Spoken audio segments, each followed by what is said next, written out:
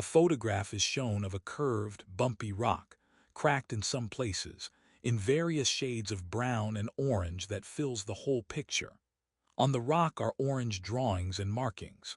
On the left side there are about 20 drawings of people of various heights, drawn in rows. The people have heads and legs and some have arms, but otherwise show no details.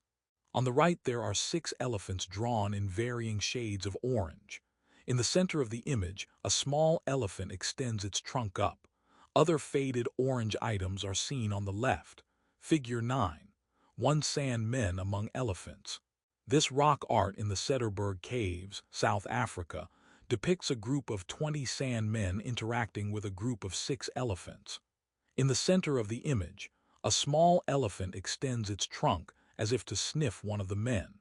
Painted around 5500 BCE, the artwork likely depicts the special bond between the sand people and the elephants, and it demonstrates that even thousands of years ago these African peoples had developed a keen understanding of elephant behavior and characteristics.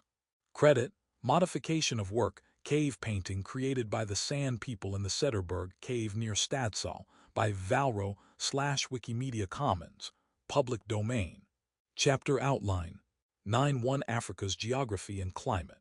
9.2 The emergence of farming and the Bantu migrations.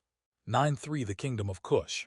9.4 North Africa's Mediterranean and Trans-Saharan connections. More than 11 million square miles in size. Africa is Earth's second largest continent and home to a huge diversity of geographies and climates.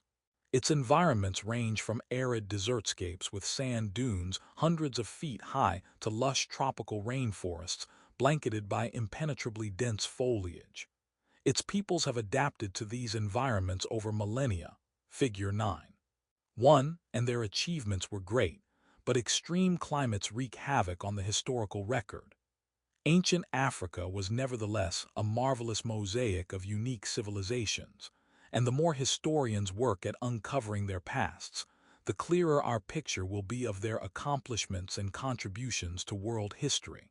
A timeline of events from the chapter is shown. 8000 BCE, Nilo-Saharans invent pottery. 7000 BCE, plant and animal domestication begins in Egypt. An image of a small sculpture of a man holding a tool, walking behind 2 oxen is shown. 4000 BCE, domestication of sorghum in sub-Saharan Africa. 3000 BCE, Bantu migrations begin. A map of Africa highlighted in a variety of green and yellow hues is shown. 2686 BCE, Egyptian Old Kingdom forms. A picture of a black statue of a person sitting on a chair is shown. 2400 BCE, Kerma settled. A picture of a bowl is shown. 1000 BCE, ironworking begins in Africa. 730 BCE, Kushite King Pe conquers Egypt. 350 BCE, construction of pyramids at Meroe begins. An image of pyramids is shown. 332 BCE, Macedonia conquers Egypt. Statue of person in decorative headgear and chest plate is shown standing. 250 BCE, Carthage becomes a major power. 218 BCE, Carthage invades Italy. 69 BCE, 30 BCE, Cleopatra rules Egypt. A bust is shown. 30 BCE, Rome conquers Egypt. Figure 9.2 Timeline, Africa in ancient times.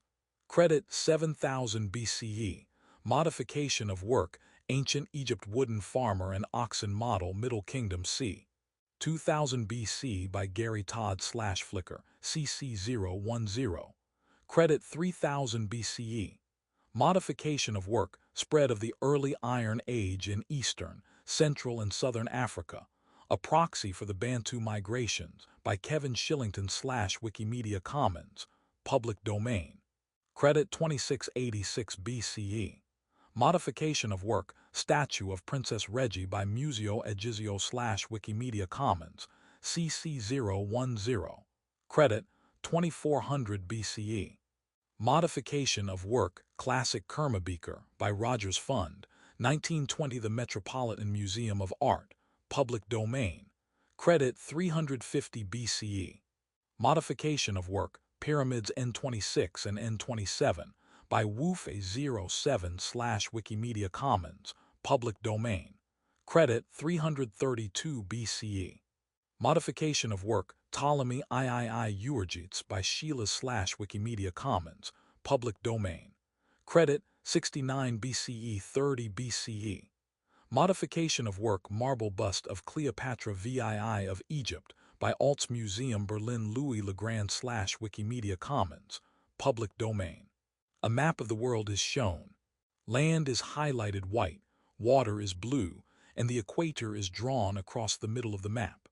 The continent of Africa is highlighted yellow, as well as the island of Madagascar on the southeastern coast of Africa.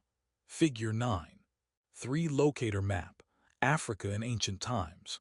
Credit, modification of work, World Map blank shorelines by Messier Gerows/Wikimedia Commons, public domain. Learning objectives. By the end of this section, you will be able to describe the way geography and climate shaped Africa's ancient societies. Discuss the various Neolithic and hunter-gatherer societies in early Africa. Geography played a vital part in shaping early human societies. Landscape, climate, wildlife, vegetation, and the availability of natural resources all helped influence what early societies looked like. Whether they were nomadic units that kept animals and survived by hunting and foraging, or settled communities that grew crops, tended herds or flocks, and built shelters.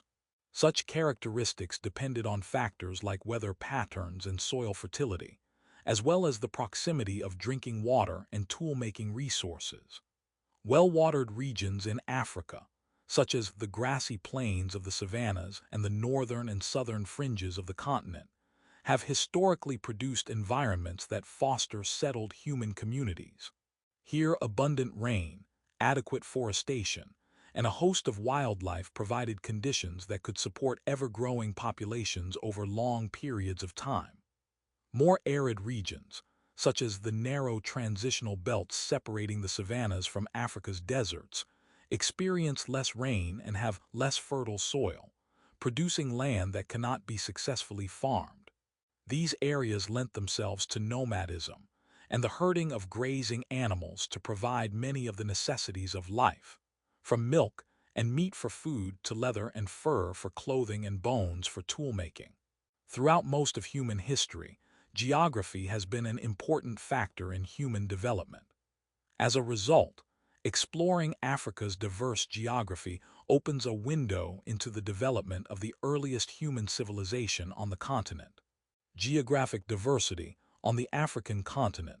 Owing to its position across the equatorial and subtropical latitudes of both the northern and southern hemispheres, Africa is home to a range of climates, including searing deserts, frozen glaciers, sweltering rainforests, and lush grasslands. These divergent environments exist because most of the continent lies between the Tropic of Cancer and the Tropic of Capricorn, in the tropical climate zone. Only its northernmost and southernmost fringes are beyond the tropical area. Across the center of Africa, stretching like a band from Guinea in the northwest to parts of Mozambique in the southeast, lies a swath of wet, tropical land subject to extremely heavy rainfall. Here we find the deep canopy and undergrowth of Africa's equatorial rainforest, figure 9.4. Centered on the Congo River basin, the rainforest is densest in the present-day central state of the Democratic Republic of Congo. Here there is very little space between trees, resulting in thick layers of leaf covering that prevent much sunlight from reaching the forest floor. Approximately 386,000 square miles in extent, the Congo rainforest is the second largest in the world. Overall, it receives between 63 and 78 inches of rain every year. A map of Africa is shown. The Tropic of Cancer and the Tropic of Capricorn are labeled. 5 different biomes are represented in varying degrees of colors.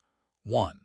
Tropical subtropical biomes, which show flooded grasslands and savannas in light yellow, small areas in several locations all around Africa. Coniferous forests in green, none on this map. Dry broadleaf forests in dark green, located mostly on the northwestern coast of Madagascar and in a small inland location in southern Africa.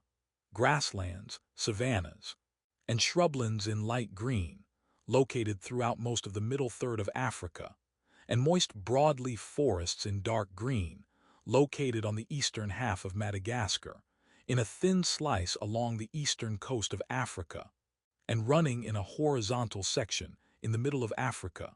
2. Temperate biomes which show broadleaf and mixed forests in mustard yellow, none on this map. Coniferous forests in brown, none on this map. And grasslands, savannas, and shrublands in dark brown, none on this map. 3. Dry biomes show deserts and xeric shrublands in light orange, located in the north and south, and in some small areas in between as well as in the south of Madagascar, and Mediterranean forests, woodlands, and scrub in dark orange, located at the northern and southern tips of the continent. 4. Polar montane biomes which show boreal forests taigas in denim blue, none on this map. Montane grasslands and shrublands in blue, located in the south as well as in the east and in small areas throughout the continent. Rock and ice in dark blue, none on this map. And tundra in light blue, located in patches on the eastern side of the continent. 5. Aquatic biomes which show lakes in seafoam green, located in the few spots in the western part of Africa, and mangroves in pink, shown in small areas along the coasts of the continent and Madagascar. Figure 9. 4. A diverse continent. Africa has historically been home to a diverse range of climates and geographies, ranging from savannas and deserts to tropical rainforests and temperate zones. Notice that the bands of climate patterns above the equator are a near mirror image of those below it. Credit: Modification of Work Africa, Biomes by SEDEC Maps/Flickr, CC by 2. 0. The Congo River, which forms the heart of the rainforest region, is the second longest river in Africa. Only the Nile is longer. The geographic differences between the environments of these rivers produced vastly different societies. The Nile River and its predictable flood patterns allowed Egyptian civilization to flourish for centuries. Large cities and grand architecture were features of the region due to readily available and plentiful food supplies, and hieroglyphs remained that left a clear and permanent record of key moments of its history. The Congo, however, flows through a tropical region, where dense forests created a very different kind of society, and the moist environment did not allow for recorded history, but rather oral stories passed down through generations. Thus, while both regions had a human past, we know far more about one than we do about the other. Africa's tropical band is further divided into the monsoon area and the tropical savanna. Wetter than temperate savannas, tropical savannas are characterized by tall grasses, sparse trees, and greater rainfall, and are found bordering the equator. The monsoon area is subject to seasonal wind changes that produce wetter and drier periods in isolated locations of the West African coast and the Central African interior. In the tropical savanna, on the other hand, rainfall diminishes considerably, and the dense stands of thickly layered trees that characterize the rainforest give way to forested pockets and lush grasslands. The savanna is a grassy plain that constitutes another of Africa's immense biomes. A biome is a community of vegetation and wildlife adapted to a particular climate. At around 5 million square miles in size, the savanna covers almost half the surface of the continent and has been home to more people and history than any other part of Africa. Stretching from the warm and humid reaches of the rainforest to the torrid zone of the Sahara, it is wetter than the desert but drier than the rainforest, and presents a striking geographic contrast to the landscapes of the desert and rainforest. Unlike those areas, the savanna landscape encompasses snow-capped mountains, vast expanses of grassy plains dotted with trees, and marshy tropical areas. Geographers consider the savanna a region of transitions, with three successive belts running east, west. The Sahel, the tropical grassland savanna, and the woodland savanna. The Sahel, the northernmost band, is a semi-arid belt between the Sahara and the grassland savannas to the south, figure 9.5. It is the driest part of the savanna and experiences rain only periodically during 6 months of the year. A picture of short green trees with flat tops are shown along a dry, brown, sandy terrain littered with dry yellow grasses and sparse shrubs. Small puddles of water are in the forefront and a blue, cloudless sky shows in the background. Figure 9.5. The African Sahel. This photograph shows acacia trees that grow on the road to Timbuktu in the African Sahel, between the Sahara and the grasslands. Credit, modification of work. The Road to Timbuktu in the Sahel, Mali, by Annabel Symington / Wikimedia Commons, CC by 20. The people of the Sahel have historically been semi-nomadic.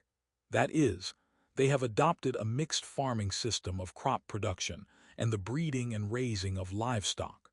Although the soil of the Sahel lacks sufficient nutrients to grow forests of trees, it is rich in the kind of nutrients that support the growth of plants in gardens, as well as those that allow for small-scale farming, and foster the growth of abundant grasses for the grazing of larger animals, particularly cattle and sheep. These herding animals also provide a key ingredient to help African farmers grow crops: manure. With the use of manure and the process of composting, the people of the region successfully navigate the challenges posed by their environment. Its conditions have tended to produce limited agriculture and smaller homesteads that are spaced farther apart to accommodate livestock. Many people of the region continue to live a semi-nomadic lifestyle rooted in animal husbandry. They do not cling to the past, a recurring myth about Africa. Rather, their lifestyle is still the best way to harness what their climate provides.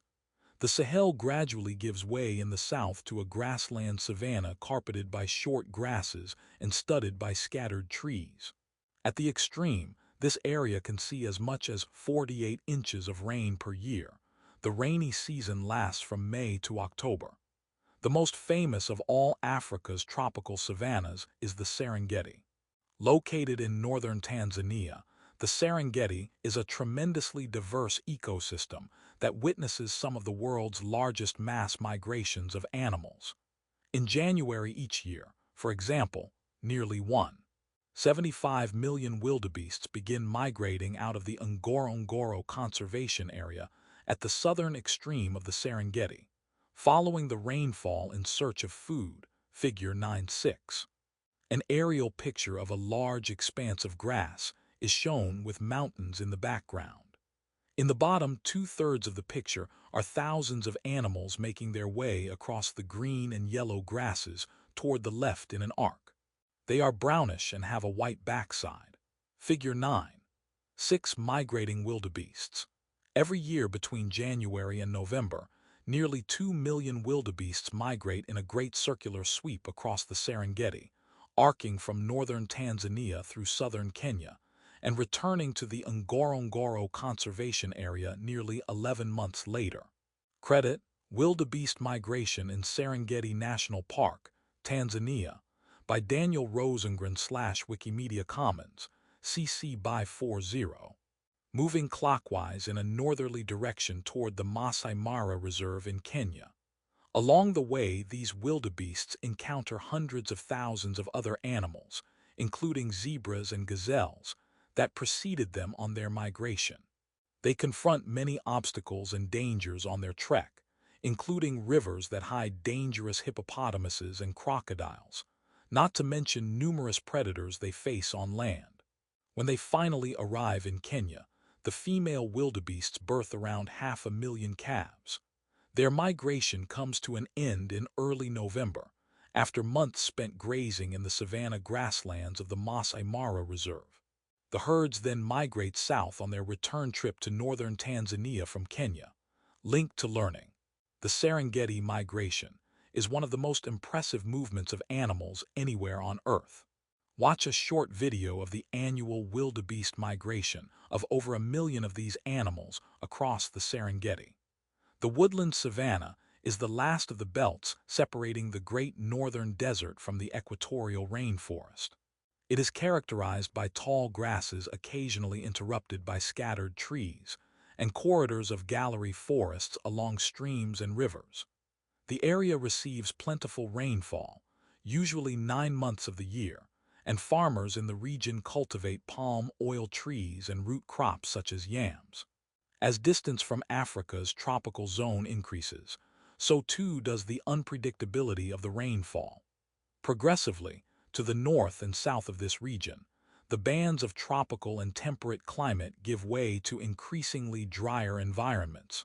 Limits on resource availability in the more arid parts of Africa, as elsewhere in the world, have necessarily restricted the growth and expansion of civilizations. Regions that lack accessible supplies of water in the form of underground aquifers or wells, rivers or lakes, or that receive little rainfall are ill-suited to farming. Because only farming can support larger human population centers, the lack of accessible water is a barrier to human settlement. This helps explain why no large civilizations emerged in the more obviously arid parts of Africa, such as the Sahara and the Kalahari Desert, and also why certain of the drier transitional zones between savanna and desert remain so thinly populated. The Sahel transitions to desert in the extreme north of the savanna belt. Deserts are the sunniest and driest parts of the continent. Africa's largest desert, in fact, the world's, is the Sahara. At 3.6 million square miles, about the size of the United States, the Sahara covers much of North Africa, excluding the fertile coastal zones along the Mediterranean and the Nile Delta, and stretches from the Red Sea in the east to the Atlantic Ocean in the west. The Sahara has not always been a vast desert, however. In the period following the last ice age, this was a lush region that experienced monsoon-like weather conditions and was home to pastoralists and large herds of cattle. In fact, the earliest evidence we have of the domestication of cattle was discovered on Saharan rock art. But between 6000 and 2500 BCE, the region witnessed a great drying, which resulted in the retreat of the rainforest and the expansion of desert zones. These changes prompted crises for the human inhabitants of the formerly tropical zones, who found their old hunting and gathering techniques no longer suitable in the changed environment. This desertification is what produced the modern Sahara, which receives less than an inch of precipitation per year, with variations of some regions experiencing up to 4 inches per year, while other places go decades with no rain. Figure 9.7. The average daytime high is 99 degrees F, and average nighttime lows are as cool as 68 degrees F, but highs can reach up to 120 degrees F during the warmer months from April to June, and lows can dip below 37 degrees F in the cooler period between December and January. The only plants that can survive in this hostile environment rely on the water that collects in dry riverbeds during the exceptional periods of rain, but they are few.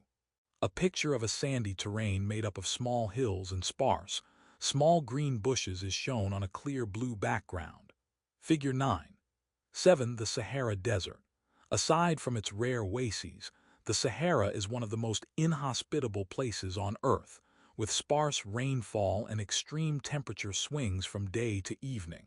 Credit, modification of work, Sahara by Not So Dusty/Flickr, CC by 20. Among the Sahara's 1,000-foot-tall sand dunes, hard stony surfaces, and vast mountain ranges with peaks as high as 11,000 feet are oases, green dots of civilization formed around underground water sources that reach the surface via wells or springs. Although together these oases take up only 800 square miles, about 0.2% of the desert's total landmass, they are home to some 3/4 of the people living in the desert. The remainder of the population are nomads, including the Tuareg and Teta.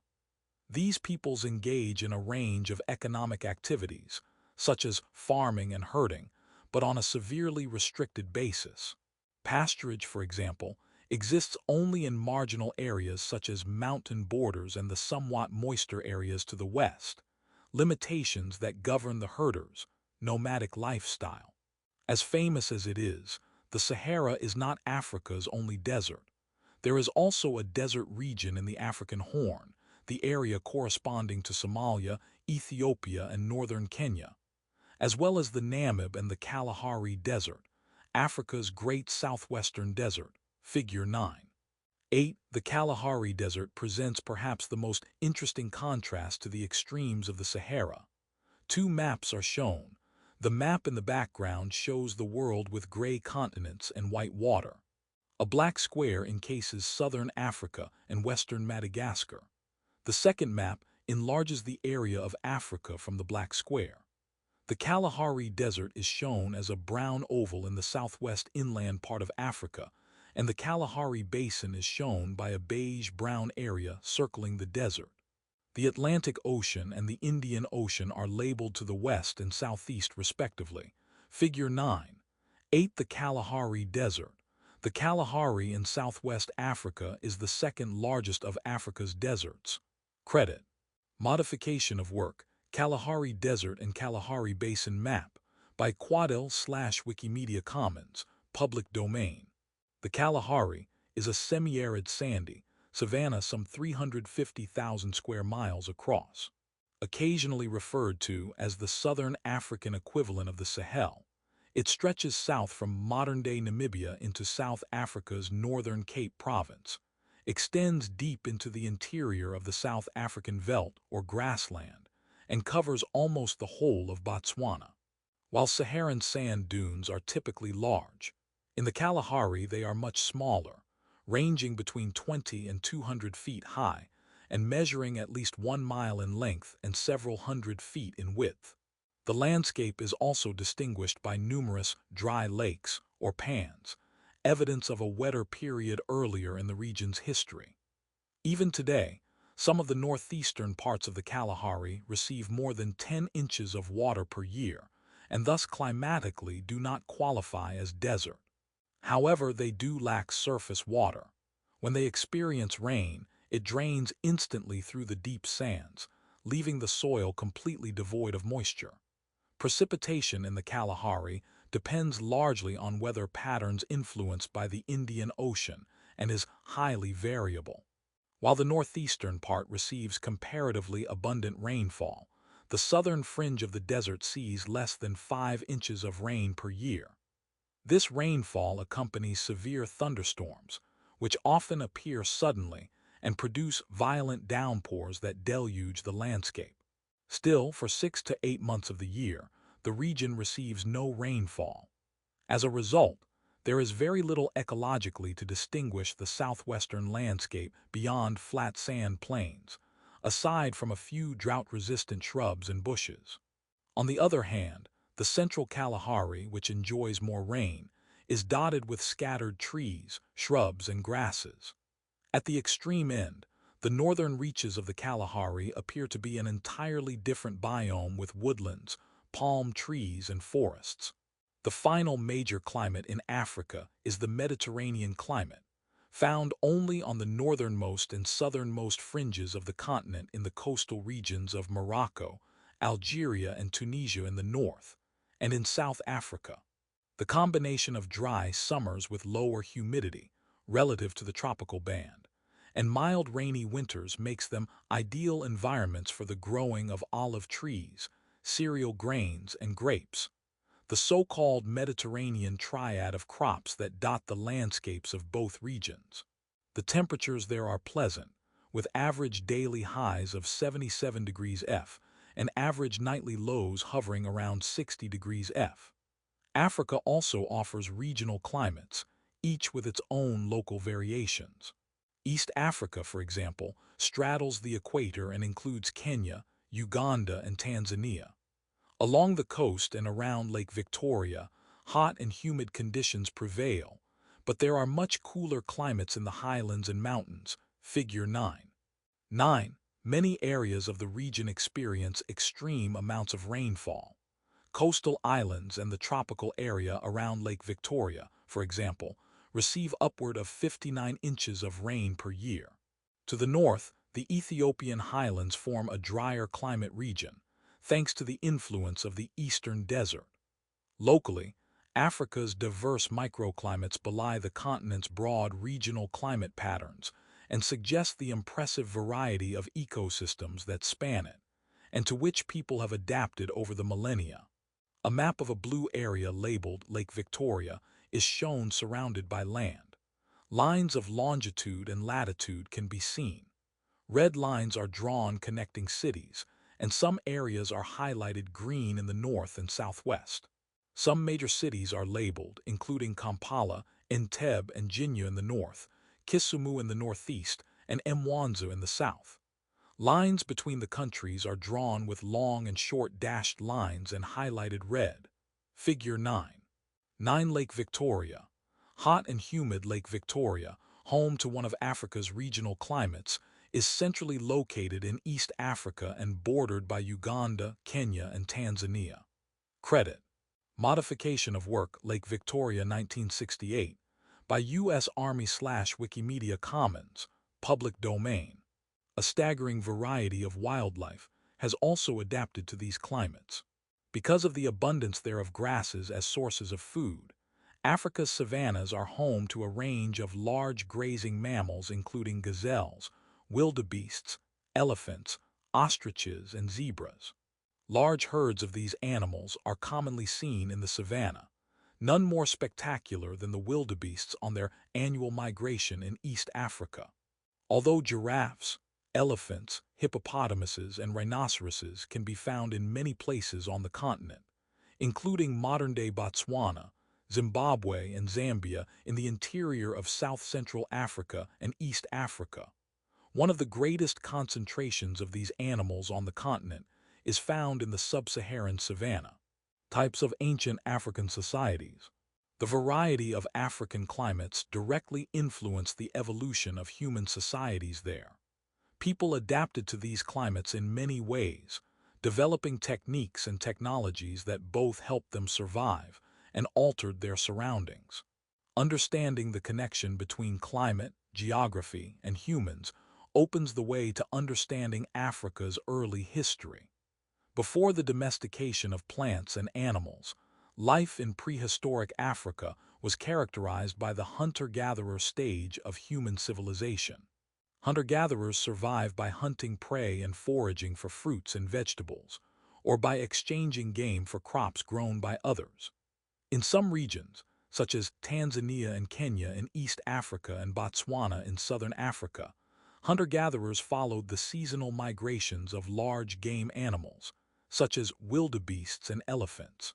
Hunter-gatherers do not plant crops or build permanent shelters, but rather live nomadic lifestyles guided by the seasons, limited resource availability, conflict with other groups, or a combination of these factors. They must be highly mobile, so their communities tend to be small, consisting of only several dozen interrelated people. Their mobility means that they often play an important role in connecting different regions and cultures, and in transmitting goods and ideas across great distances. Hunting and gathering peoples of Africa have historically included the rainforest-dwelling Baka of Central Africa and the sand people of the Kalahari Desert. The Baka, found today in Cameroon, Gabon, and northern Congo, eat wild roots, nuts, fruits, vegetables, a variety of insect species, fish, and wild game. They hunt using bows, poison-tipped arrows, and traps. Figure 9. 10. Baka villages are made up of small, single-family huts of branches and leaves, built predominantly by women, and usually dismantled after about a week so the Baka can follow the available food supply. Baka society has a well-defined structure. In addition to building the family hut, women also dam small streams to catch fish and carry material gathered while foraging with their husbands. Men hold a higher social status, derived from the fact that they engage in the more hazardous task of hunting and trapping animals. A sepia-colored picture of 8 unsmiling people are shown standing in a line on dry ground. They are barefoot, dark-skinned and bare-chested with short hair. They all wear rough cloth tied around their waist that goes down to their knees. Some of the cloths have frayed edges and some have ruffles. The last man wears a dark cloth that hangs down to his ankles. The first person wears a square cloth on their head. The second person wears a very dark feathery round object at the front of their head. The seventh person wears a round spray of dark and light feathers on the back of their head, and the last man wears a dark bowler hat. In the background there are straw huts, a wooden fence and trees. Figure 9. 10. The Baka people of Central Africa. People such as the Baka have historically dwelled in the rainforest regions of Gabon, Cameroon, and northern Congo. This photo of Baka people was taken in 1904. Credit: Modification of work, group of pygmies from the Department of Anthropology at the 1904 World's Fair. By Missouri History Museum / Wikimedia Commons. Public domain. Like that of many other African peoples, the Baka religion was and remains centered on a belief in animism. That is, it teaches that certain objects, places, and creatures have spirits. Those who can interpret what those spirits desire have positions of leadership. Animism is also polytheistic, meaning it has numerous gods, each of whom typically personifies a natural force such as rain, wind, or lightning. Given the impact of weather on survival, it is not surprising that trying to control the natural environment was a key factor in religious observance. Among the gods of the Baka are Kamba, the creator of all things, and Jengi, the spirit of the forest. The Baka live in and rely on the forest for their survival, so they view Jengi as a parental figure and, perhaps most importantly, the protector of the forest. Although ancient African religions were remarkably complex, and their rituals, practices, and beliefs varied greatly among the continent's diverse populations, some commonalities can be identified in the pre-Judaic, pre-Christian, and pre-Islamic periods, including polytheism. Another typical feature of the pantheon of traditional African deities is a supreme being, like the Ngai of the Kikuyu, held to be the creator god from whom the universe originated. The supreme being was a distant deity who played no role in the ordinary affairs of Africans. Instead, management of the day-to-day fell to specialized secondary deities, such as Obatala, the Yoruba god of earth, and Makasa, the Baganda god of harvest and fertility. Other shared features of many ancient African religions include the worship of ancestors as protectors and guides and ceremonial practices to mark important life events, such as the Bantu Okuyi, a rite of passage celebrating the transition between youth and adolescence. The San people of Southwest Africa were and remain semi-nomadic hunter-gatherers and are polytheistic. Figure 911. Their diet is dictated by the arid conditions in which they live. Lack of water in the Kalahari Desert means there are fewer vegetables and fruits to forage, although seasonal nuts, plant buds, and certain roots are food staples. The San also hunt a variety of big game animals, including giraffe and antelope species such as kudu and hartebeest, using poison-tipped arrows and traps. They do not build permanent homes. Rather, their shelter types vary by season.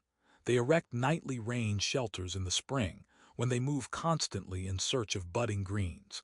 And in the dry season, when water is scarce and most plants are dead or dormant, they congregate around the only permanent water holes in the area. A photo of 8 dark-skinned people, 3 men, 3 women, and 2 small children, of varying ages are shown sitting and squatting on sandy ground in a line amid green-leafed trees and grass. The men are naked from the waist up and wear loincloths. The 2 babies wear beads around their waists, while the women wear cloths on one shoulder. 2 people wear cloths on their heads. 1 man drinks from a white jug while everyone else looks and smiles at him. Figure 9. 11. The San, a San family in present-day South Africa. Credit: Bushman Family by Aino Chuamainen / Wikimedia Commons, CC 01. 0. The hunt is a key part of sand society, and all the sand gods have jobs related to it. The supreme deity can ensures a successful hunt, often by protecting the sand hunters from animals or people who could endanger the hunt. Haitusi, the hero god, assists Can in leading and protecting the hunt.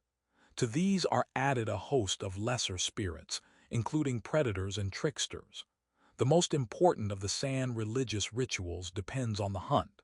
The Kuring or Great Trance Dance is initiated by a sand shaman through the hunting of a power animal, such as an antelope, whose fat is believed to have supernatural potency, and is used in different ritualistic settings, including rites of passage.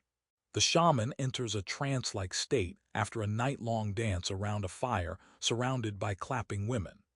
The San believe the trance dancers can be affected physiologically and mystically by the ritual, giving them powers to heal or provoking in them an out-of-body experience. The dance, often depicted on ancient San rock art, is the key source of all spiritual knowledge for the San, and is often prompted at times of great social stress, such as during times of settler incursion, outbreaks of disease or illness, and poverty. Learning objectives. By the end of this section, you will be able to discuss the introduction and emergence of farming in Africa, analyze the origin and impact of ironworking technology in Africa, describe the geographic extent and impact of the Bantu migrations. For tens of thousands of years, people across Africa lived in relatively small groups and relied on hunting and gathering. This lifestyle began to change dramatically beginning around 7000 BCE, when plant and animal domestication methods from the Fertile Crescent were first adopted in Africa. Often called the Neolithic Revolution, the adoption of domestication led some groups to build permanent settlements and support large populations. Over thousands of years, these methods spread up the Nile River and across North Africa. Below the Sahara, plant domestication was developed independently in both the East and the West, as the people in those areas learned to cultivate their own unique plant varieties.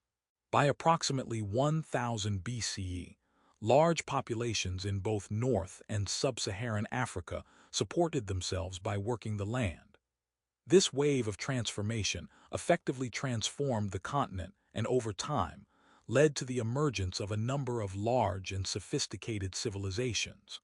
The emergence of farming. Although scholars still debate the origins of agriculture in Africa, there is a general consensus that agriculture emerged in three distinct regions: along the Nile River in Egypt, in the eastern Sahara of Sudan, and in the Great Bend of the Niger River of West Africa. The oldest evidence for agriculture in Africa can be found in Egypt along the Nile River Valley. There, sometime after 7000 BCE, agricultural technology and knowledge about the domestication of wheat, barley, sheep, goats, and cattle were introduced into the region, likely from Southwest Asia. The introduction of these methods transformed the region and put Egypt on the path to greatness. Over the next few thousand years, these practices were disseminated west across North Africa to Libya, Tunisia, Algeria, and Morocco. In the grasslands south of the Sahara, agriculture emerged independently. The origins of that process can be traced to as early as 9000 BCE, when the Nilo-Saharan people of the region began to adopt the grain-collecting and grinding techniques of their northern neighbors and applied them to sorghum and pearl millet, the tropical grasses of the Nile region. These changes were made possible by a millennia-long wet phase beginning around 11,000 BCE. During this period, monsoon-like weather conditions prevailed, drenching the region of the Sahara and creating lakes, and a lush landscape covered in grasses and acacia forests that was home to countless varieties of wildlife. By around 8000 BCE, the Nilo-Saharans had domesticated wild cattle of the Red Sea hills and had begun to produce pottery they used to store and cook these grains. By as early as 6000 BCE, the gathering of these wild grains had begun to evolve into deliberate domestication. Over the next few thousand years, the Nilo-Saharans domesticated a host of other plants, including watermelons, cotton, and gourds. Agriculture also emerged independently, far to the west of the Nilo-Saharans in the bend of the Niger River of West Africa. There, the domestication of yams by the Niger-Congo peoples developed gradually, and likely in a piecemeal fashion beginning possibly around the same time. The Nilo-Saharans of the Eastern Sahara were adopting agriculture. Certainly, by 3000 BCE, the Niger-Congo peoples of West Africa were actively clearing land with stone tools to plant crops such as yams, the oil palm, peas, and groundnuts. Over the next couple thousand years, the Niger-Congo peoples also domesticated a uniquely African variety of rice, which they grew in the wetlands of the Niger River region. Link to learning. In this article, the ancient climate and geography of the Congo River Basin are examined. The impact of farming was enhanced by advances in metallurgy.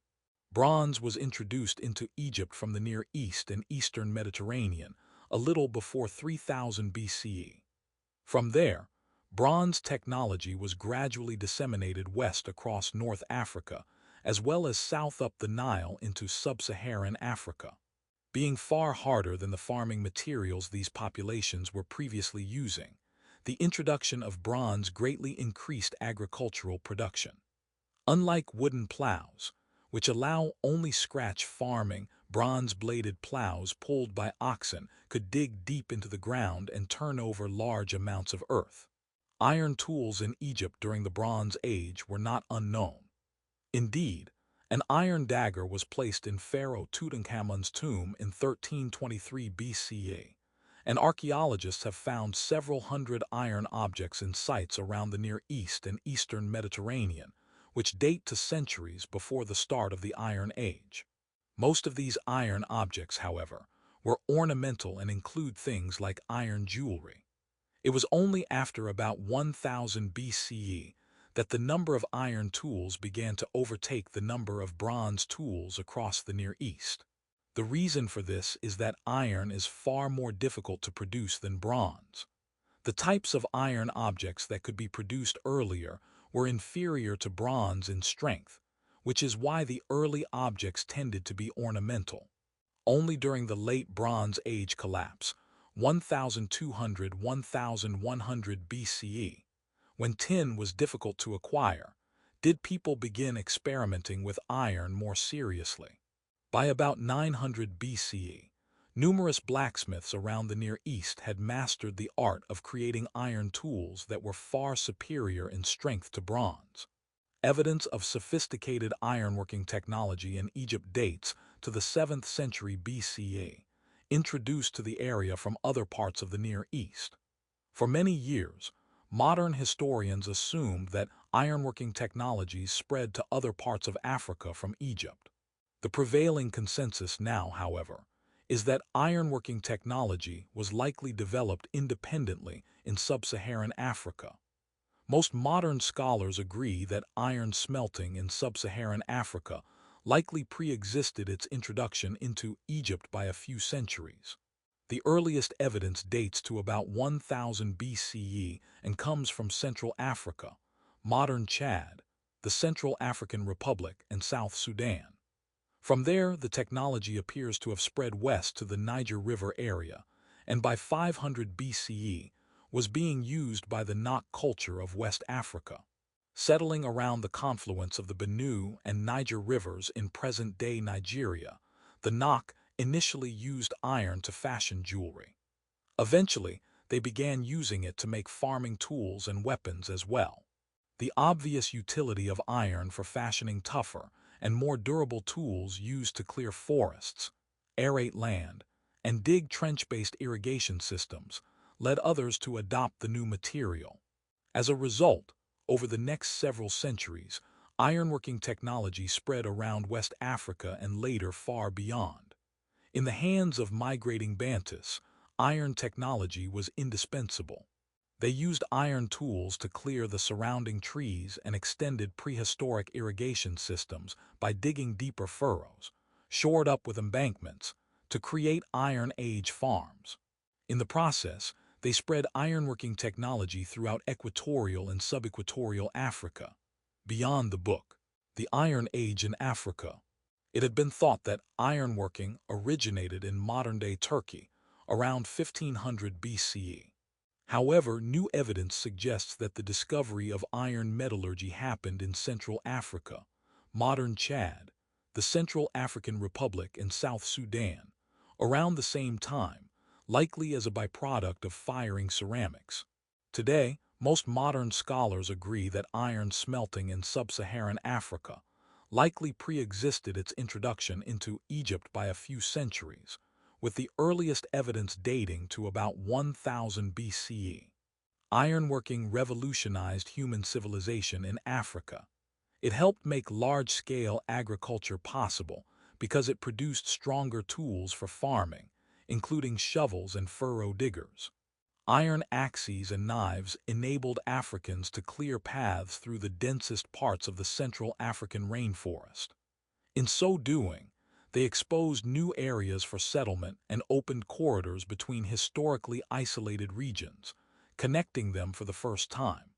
These corridors allowed for migration as well as the diffusion of cultures, a process that introduced to other prehistoric peoples not only new technologies, but also new languages and the innovations of the Neolithic Revolution. The domestication of plants and animals.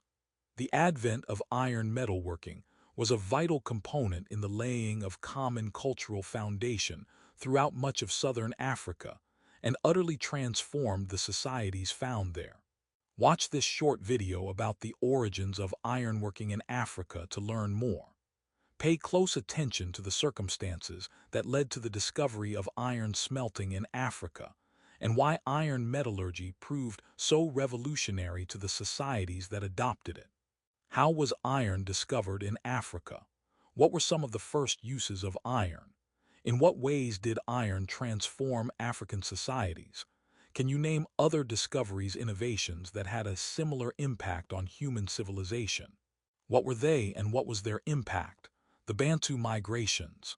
The word Bantu is a modern term invented by linguists who have studied the languages of Africa.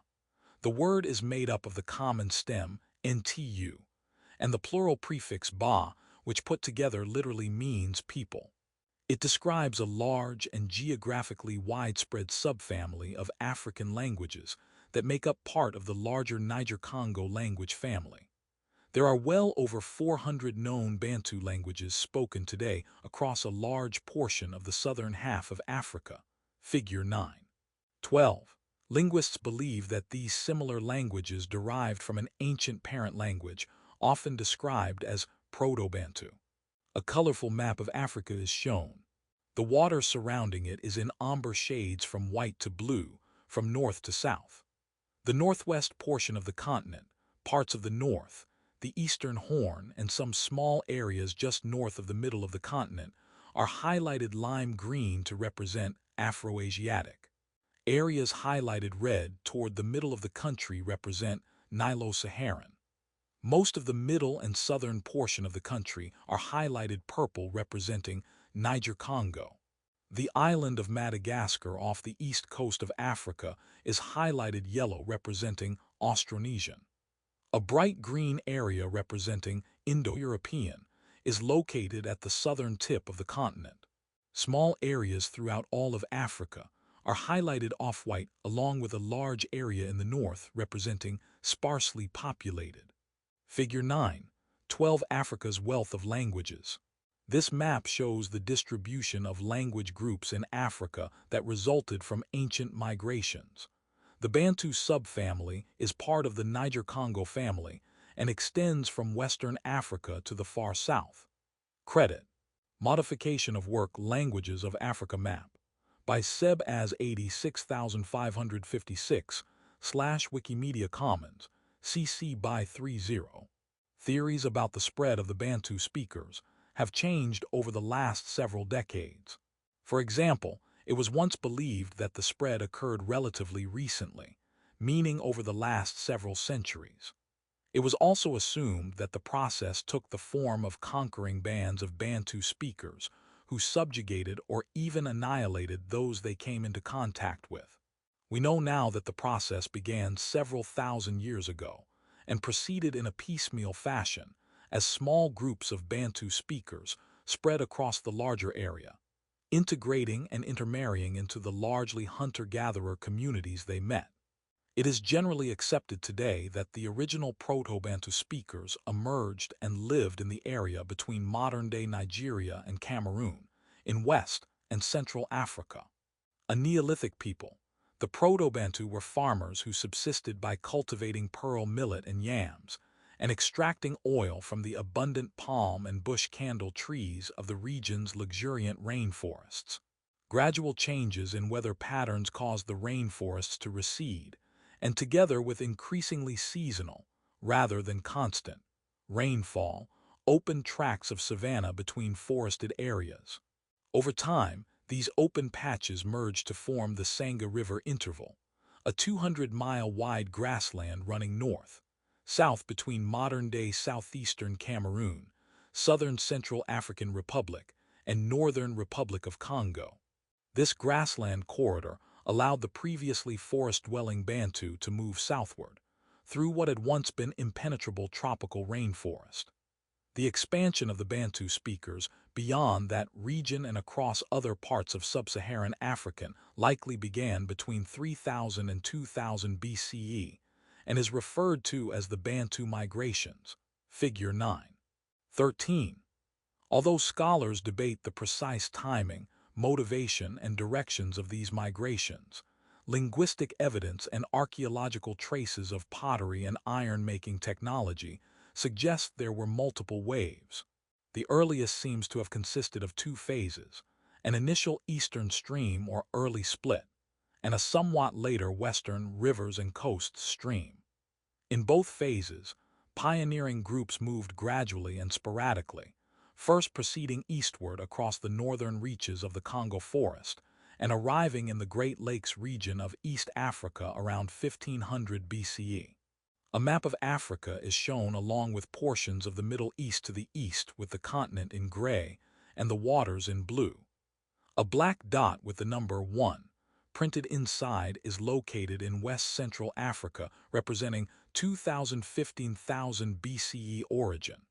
Two arrows project out from the dot, one heading southeast labeled 2A, representing Eastern African, and one heading south labeled 2B, representing Western African. A black dot with the number 3, representing 1500 BCE Euronucleus of Eastern African, is located in the east center of Africa inland from the coast and has 3 arrows projecting out, one heading east labeled 6, one heading south labeled 7A, and one heading west labeled 4, all representing southward advance. A black arrow runs along the southeastern coast of the continent and is labeled 7B, representing southward advance. Another black arrow runs along the southwestern coast and is labeled 5, representing southward advance. The key also shows the number 2, representing Ka, 1500 BCE first migrations. Figure 9.13. The Bantu migrations. 2 streams of ancient Bantu migration originated in the Bantu homeland, located in West and Central Africa. One an eastward early split 2A and a southward western expansion 2B. In later waves of migration, Bantu groups moved on from the Great Lakes region 3 in a generally southward advance 4-7. Credit. Modification of work. Map showing the Bantu expansion by Derek Nurse on Gerard Philipson /Bodov /Wikimedia Commons. Public domain. Dominated by the Euro culture, the Great Lakes region was one of the oldest centers of iron smelting in Africa. It was likely from the Euro that the Bantu learned the iron forging techniques that enabled them to later produce carbon steel. The Euro also produced the earliest East African Iron Age pottery, called Euroware. Confidently dated to between the 2nd and 5th centuries CE, Euroware is found in the Great Lakes region and is recognizable by the distinctive indentation on the bases of its bowls and pots, which gives it the name dimple-based pottery. Quailware, a related style, has been discovered in the region to the east of the Rift Valley, in southern Kenya and northern Tanzania. Quail ware appears to be an offshoot of the earlier Euro ware and dates to the early Iron Age, around the 3rd century. Archaeologists and historians have traced the southward thrust of the eastern stream of Bantu in the 3rd and 4th centuries by uncovering Iron Age slag sites and related styles of pottery in Malawi and Mozambique. As small clusters of Bantu advanced into modern Kenya and Tanzania, some turned toward Congo, while other groups pushed southward in the direction of southern East Africa. By the 7th century, Bantu communities stretched from the extreme southern reaches of Somalia in the north to Natal and Eastern Cape in present-day South Africa. Along the way, they created key cultural elements that were the bases for later civilizations, including the Swahili speakers of the East African coast. The western stream of Bantu migration progressed considerably more slowly than the eastward stream, advancing south along the West African coast into modern Gabon and the Democratic Republic of Congo, with small groups branching off to follow the Congo River system inland as early as 1500 BCE. Early Iron Age farm settlements dating from around the 2nd century CE have been uncovered in southwestern Congo, near Kinshasa. But some of the most impressive and revealing evidence of Iron Age Bantu settlements comes from the savanna woodlands around Lake Kale in southeastern Congo. Here, archaeologists have uncovered evidence of extensive copper and iron smelting, with copper used for trade and to fashion jewelry, while iron was forged into tools and weapons. The westward stream penetrated deeper into the south-central African interior, where Kalandu and Dambwa pottery, early Iron Age styles specific to this flow of Bantu, have been identified in the Zambezi Valley. This evidence dates to the same period of southward expansion that has been linked to the eastward early split Bantu. It was not until the early centuries of the Common Era that the western stream penetrated Angola in the far southern extreme of West Africa. Around this time, East Africa witnessed a third phase of Bantu expansion, with groups moving through and settling in parts of modern Mozambique, Botswana, and eastern South Africa. It appears that all three streams of Bantu migration, the western stream, the early split, and its later southward-bound branch, converged on the Zambezi Valley, figure 913. By 500 CE, all parts of the vast tropical rainforest had been settled by Bantu farming communities.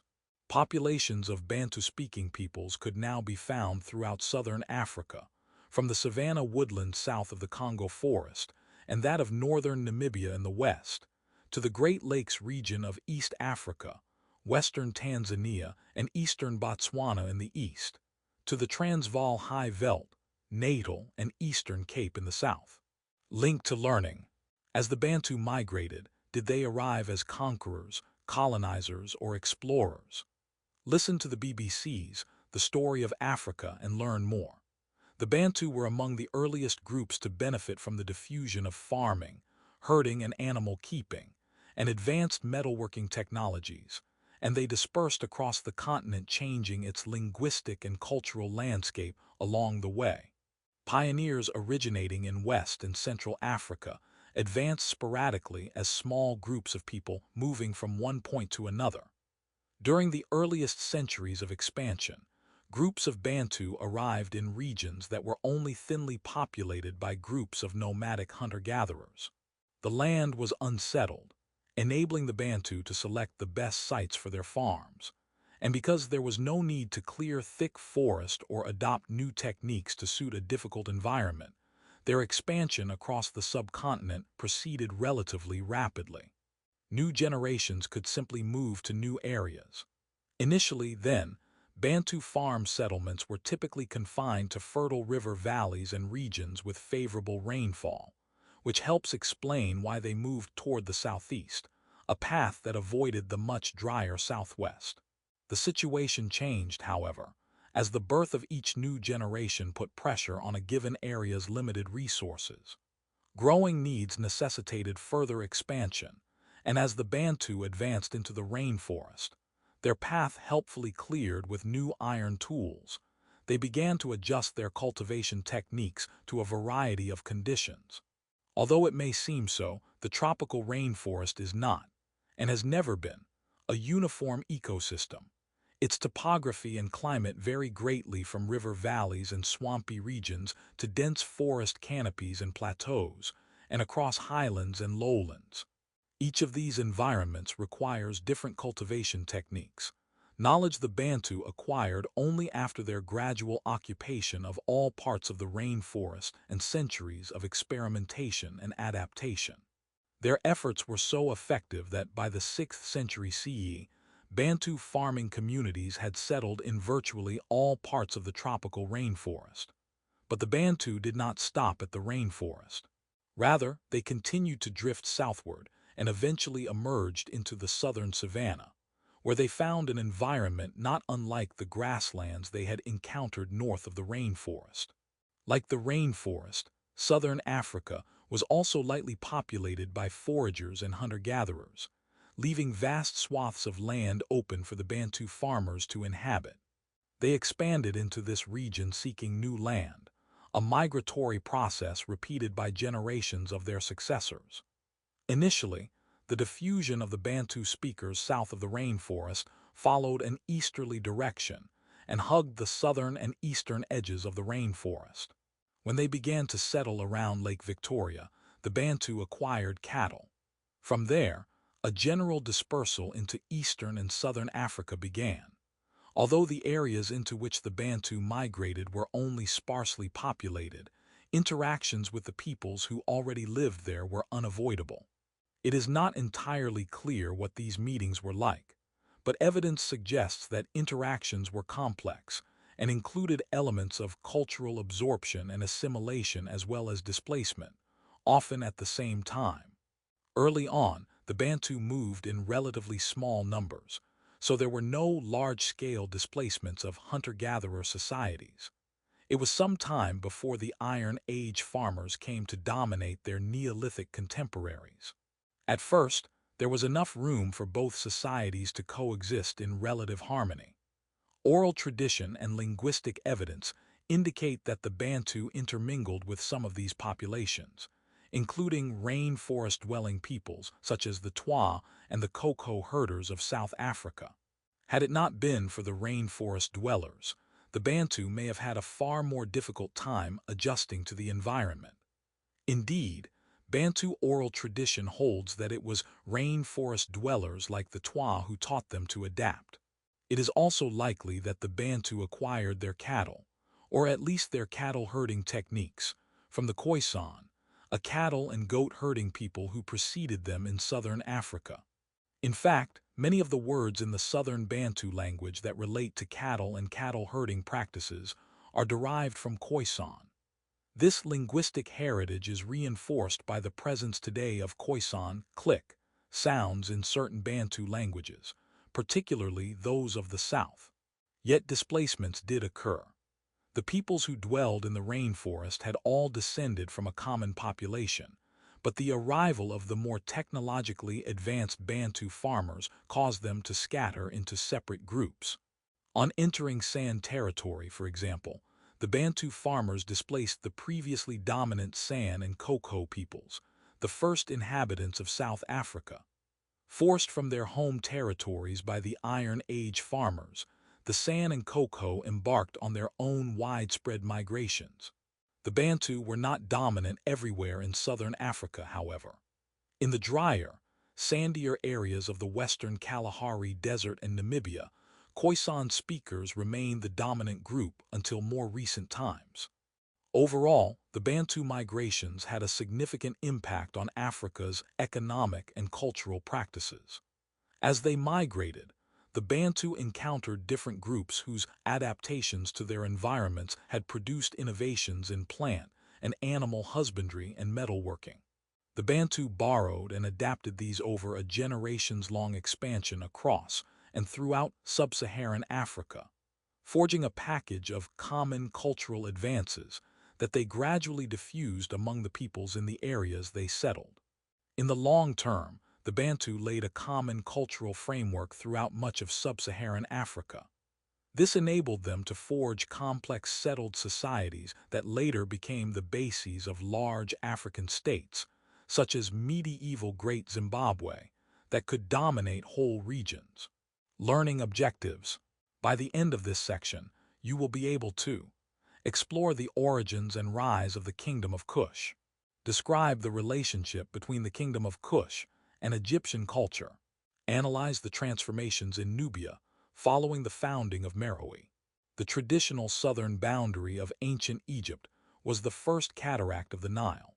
A cataract is a place in a river where the otherwise placid flow is upset by a waterfall, a shallow portion, or the presence of boulders that make the river impassable by boats.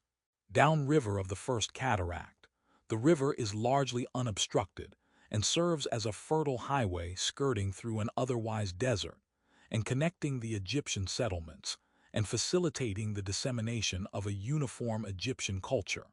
Since the cataract served as a physical barrier, it largely limited Egyptian influence south of it, and thus allowed distinct cultures and kingdoms to emerge along the upper reaches of the Nile. Nubia was the name Egyptians gave to the expansive area south of the first cataract and extending into sub-Saharan Africa. The kingdom that first emerged in Nubia was called Kush. Because of its location along the Nile, throughout its long history, the kingdom of Kush was culturally influenced by Egypt. However, because it was sufficiently distant from Egypt, it also had the liberty to develop its own traditions, culture, language, and impressive history. The origin and rise of the Kingdom of Kush. The history of the Nubian Kingdom of Kush is bound up in the history of Egypt, its northern neighbor. It was heavily influenced by Egypt throughout much of its long history. And at one point during the 8th century BCE, a line of Kushite kings even sat on the throne of Egypt. At that time, the kingdom stretched from the Nile Delta south to the confluence of the Blue and White Niles outside Khartoum, the capital of present-day northern Sudan, figure 9.14. But the origins of the Kingdom of Kush date back almost 2,000 years before that impressive period. Two maps are shown. A very tiny gray and blue map is shown in the top left corner of the continent of Africa with a black square located toward the northeastern portion. A larger map shows this black square enlarged. The Mediterranean Sea is to the north, the Red Sea is to the east, and Egypt and most of Sudan is shown in Africa. An area in southern Egypt and northern Sudan is highlighted pink to represent Lower Nubia. A U-shaped area below the green in Sudan is highlighted green to represent Lower Nubia. The Nile River is labeled and highlighted yellow from north of Cairo in Egypt down to north of Khartoum in Sudan.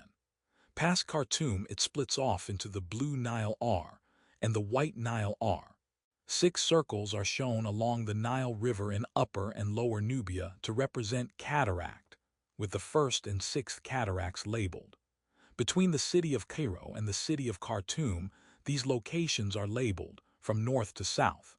Lower Egypt, Eastern Desert, Western Desert, Upper Egypt, Kush, Kerma, and the Nubian Desert. Figure 9.14. The Kingdom of Kush. Africa's ancient Kingdom of Kush originated to the south of Upper Egypt in the northern lower part of Nubia. This is the area that today straddles the border between Egypt and Sudan. In later centuries, the Kingdom of Kush moved its center farther south into southern Upper Nubia.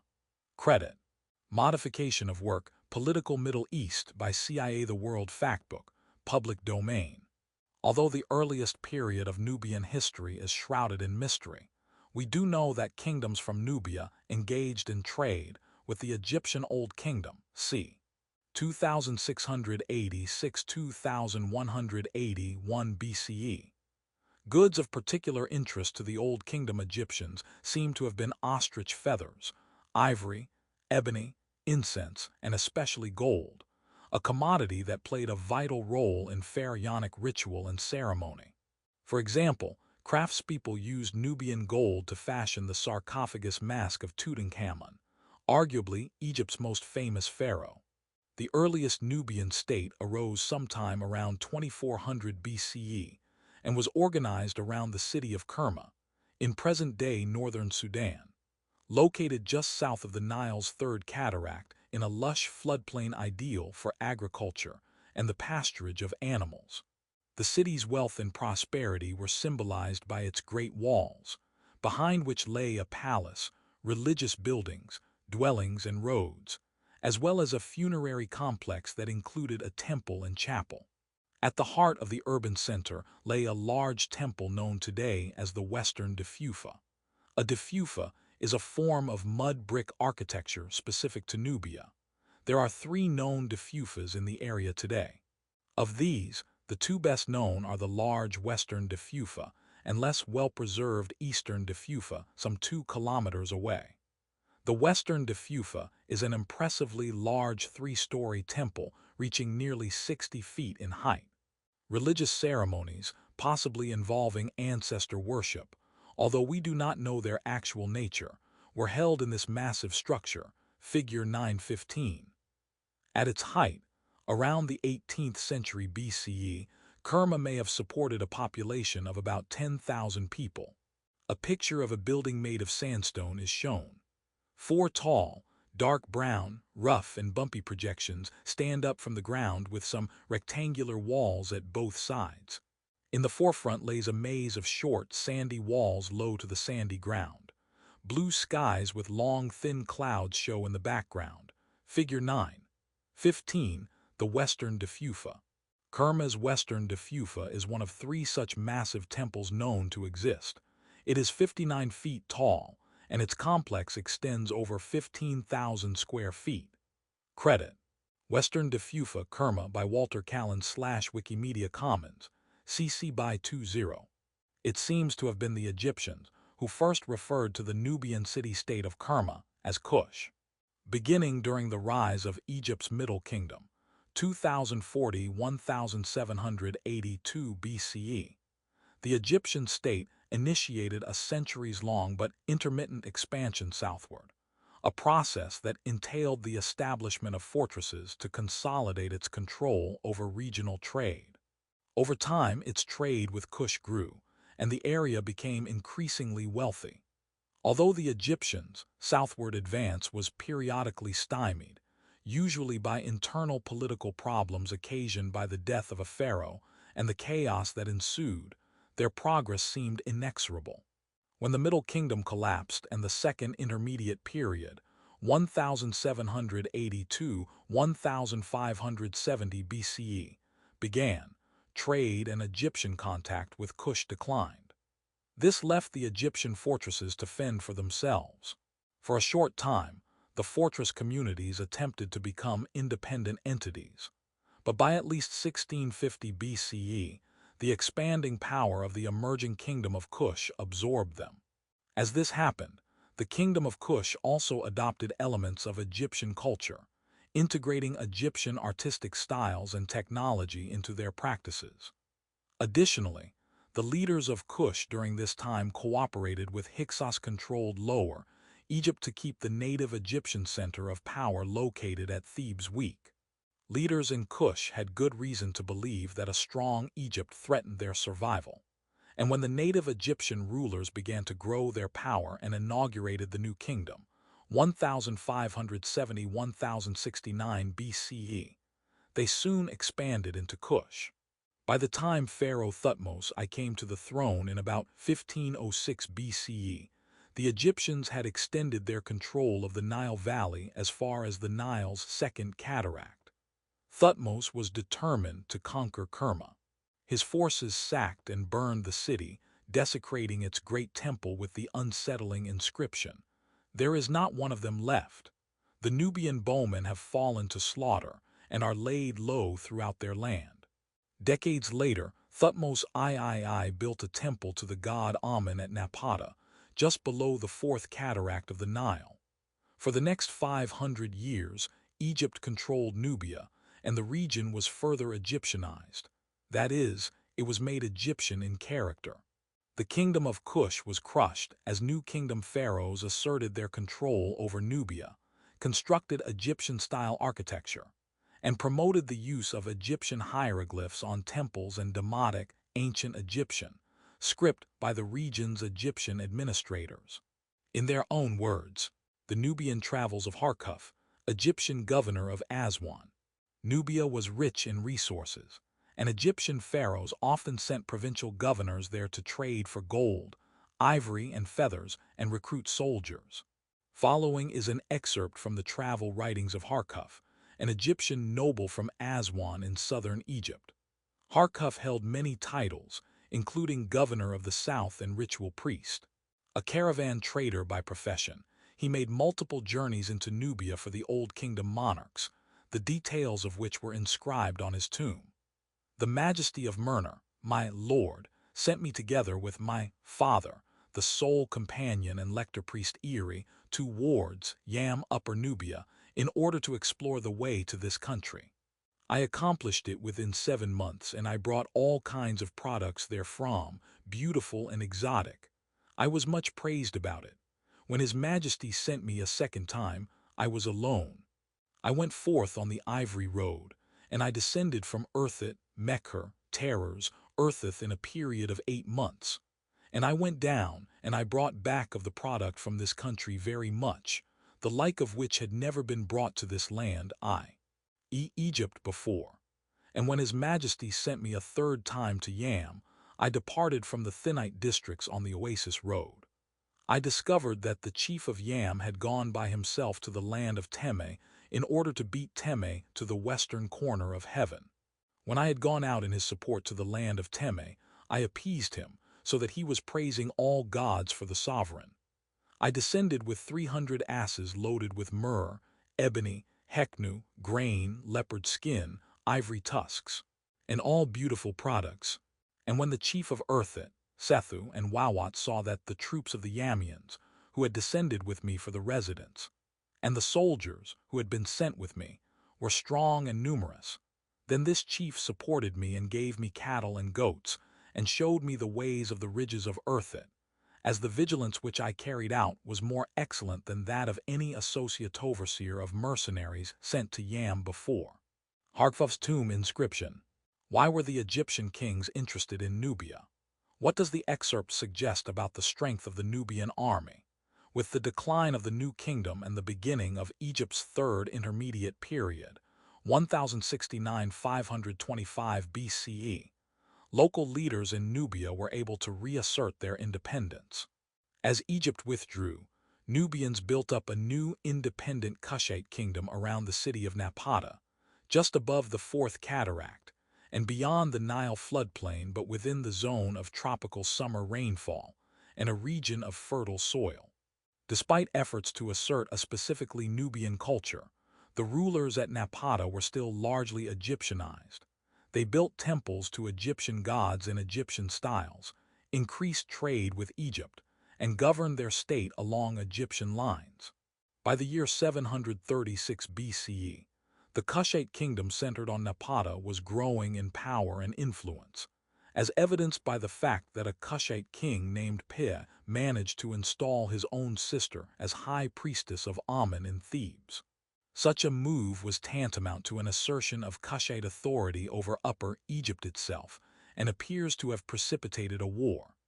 During the war, King Pe of Kush marched his army down the river to the Nile Delta, effectively conquering all of Egypt. This move inaugurated a period of Nubian rule in Egypt that lasted for several decades. Egyptologists refer to this unique period as the 25th dynasty or the Ethiopian dynasty. The Nubian leaders who ruled Egypt during this period were thoroughly Egyptianized in culture and religious traditions. As a result, they ruled as Egyptian leaders, carefully preserving Egyptian cultural practices and traditions as a way to strengthen legitimacy. Like other pharaohs, the Kushite pharaohs wore the traditional double crown, promoted the worship of Egyptian deities, and constructed architectural testaments to their rule in the Egyptian style, figure 916. A broken piece of a long rectangular stone shown vertical on a solid black background is pictured. Hieroglyphs are carved from the top to the bottom. There is an oval with a pedestal at the bottom, and 3 carvings inside. At the top is a decorative carving that has 3 tall broom-like projections, and then 2 smaller spears in between them, all placed on a horizontal oval etching. Next is the carving of a large 4-legged animal resembling a ram with long twisted horns on the sides of his head. At the bottom are 2 arms connected to each other in a U shape with palms facing straight up. Figure 9. 16 Pharaoh Chabaka. Like pharaohs before and after, the Kushite pharaohs of the 25th dynasty inscribed their names on temples using traditional Egyptian hieroglyphics. This stone remnant displays the name of the Kushite pharaoh Chabaka. Credit. Modification of work, Cartouche au nom du pharaon Chabaka, Egyptisches Museum Berlin M30 1235. By Tangapasso, /Wikimedia Commons, public domain. The Meroitic period in Nubia. The rise of the Neo-Assyrian Empire and completion of its conquest of Egypt in 656 BCE brought an end to Nubian rule in Egypt. The Kushite leadership fled Thebes and reconstituted their kingdom at a new capital, Meroe, located well south of the Fifth Cataract. This effort inaugurated the Meroitic period of the Kingdom of Kush, sometimes called the island of Meroe because of the way the Nile and Atbara rivers flowed around it. The new capital had several distinct advantages. One advantage was its distance from Egypt, which helped to protect it from raiding and conquests coming from the north. Another advantage was the plentiful iron ore in the surrounding land. As discussed previously, iron smelting technology had only recently reached Egypt in the early 600s BCE. But after facing the well-trained iron-wielding army of Assyria, the Kushite leadership came to appreciate the utility of this metal both as a part of their economy and as a defensive measure against possible invasion. Over time, the iron workers in Meroe earned a reputation for producing high-quality tools well regarded by kingdoms and empires far beyond its boundaries. Archaeological work done at Meroe suggests that the site was occupied at least a couple hundred years before the Assyrians arrived in Egypt. There is evidence of possibly royal or at least elite tombs at the site which have been dated to the early 9th century BCE. While the earliest inhabitants may not have recognized the benefits of the rich iron ore deposits, they surely would have appreciated the environmental conditions. Unlike lower reaches of the Nile, which were known for wide floodplains and insufficient rainfall, Meroe is far enough south to receive natural watering from the sub-Saharan tropical rains. This meant that the agriculturalists of Meroe were not entirely reliant on the waters of the Nile. Instead, they could expand their farms of sorghum and millet out across the landscape and depend on the plentiful rainfall. Given its proximity to the Red Sea, Meroe became an important trading center. Evidence from Persia, Egypt, and Rome indicates that iron, wood, elephants, and ivory flowed from Meroe to the wider world. Meroe was also known for its distinctive jewelry produced by highly skilled artisans and made with a great variety of materials. As the goods flowed out, wealth flowed back in. According to some accounts, the wealth of Meroe was so well known that Persia in the 6th century BCE once attempted to conquer the kingdom and add it to its enormous empire. Whether this story is based in fact is up for debate, though it is undeniable that the Persians were quite familiar with the wealth of Meroe. Records indicate that ivory from Meroe was used to decorate the palace of Darius I at Susa. Additionally, stone reliefs at Persepolis appear to show a Nubian delegation bringing gifts of ivory and exotic animals to the Persian king. Having had many centuries of cultural contact with Egypt, it is no surprise that Egyptian influences in writing, architecture, and religion persisted despite the great geographic distance. The use of Egyptian hieroglyphs, for example, continued for centuries until it was ultimately replaced by Meroitic, an alphasyllabic script derived from the Egyptian Demotic script. Similarly, the Meroitic rulers constructed pyramids for their rulers just as they had seen and clearly admired in Egypt.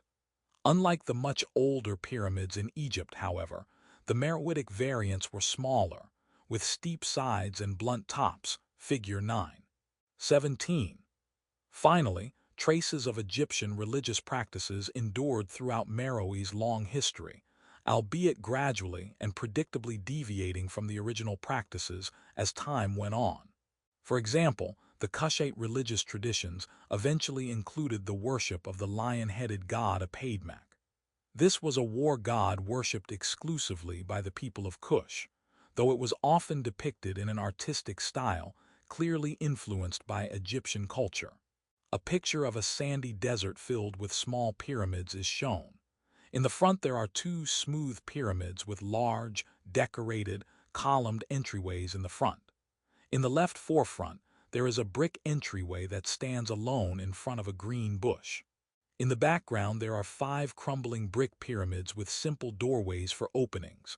A smooth small pyramid is shown in the far right top of the picture. A clear blue sky shows in the background. Figure 9. 17 Pyramids at Meroe. The royal necropolis at Meroe contains distinctive burial pyramids for dozens of royal officials including kings, queens, and crown princes.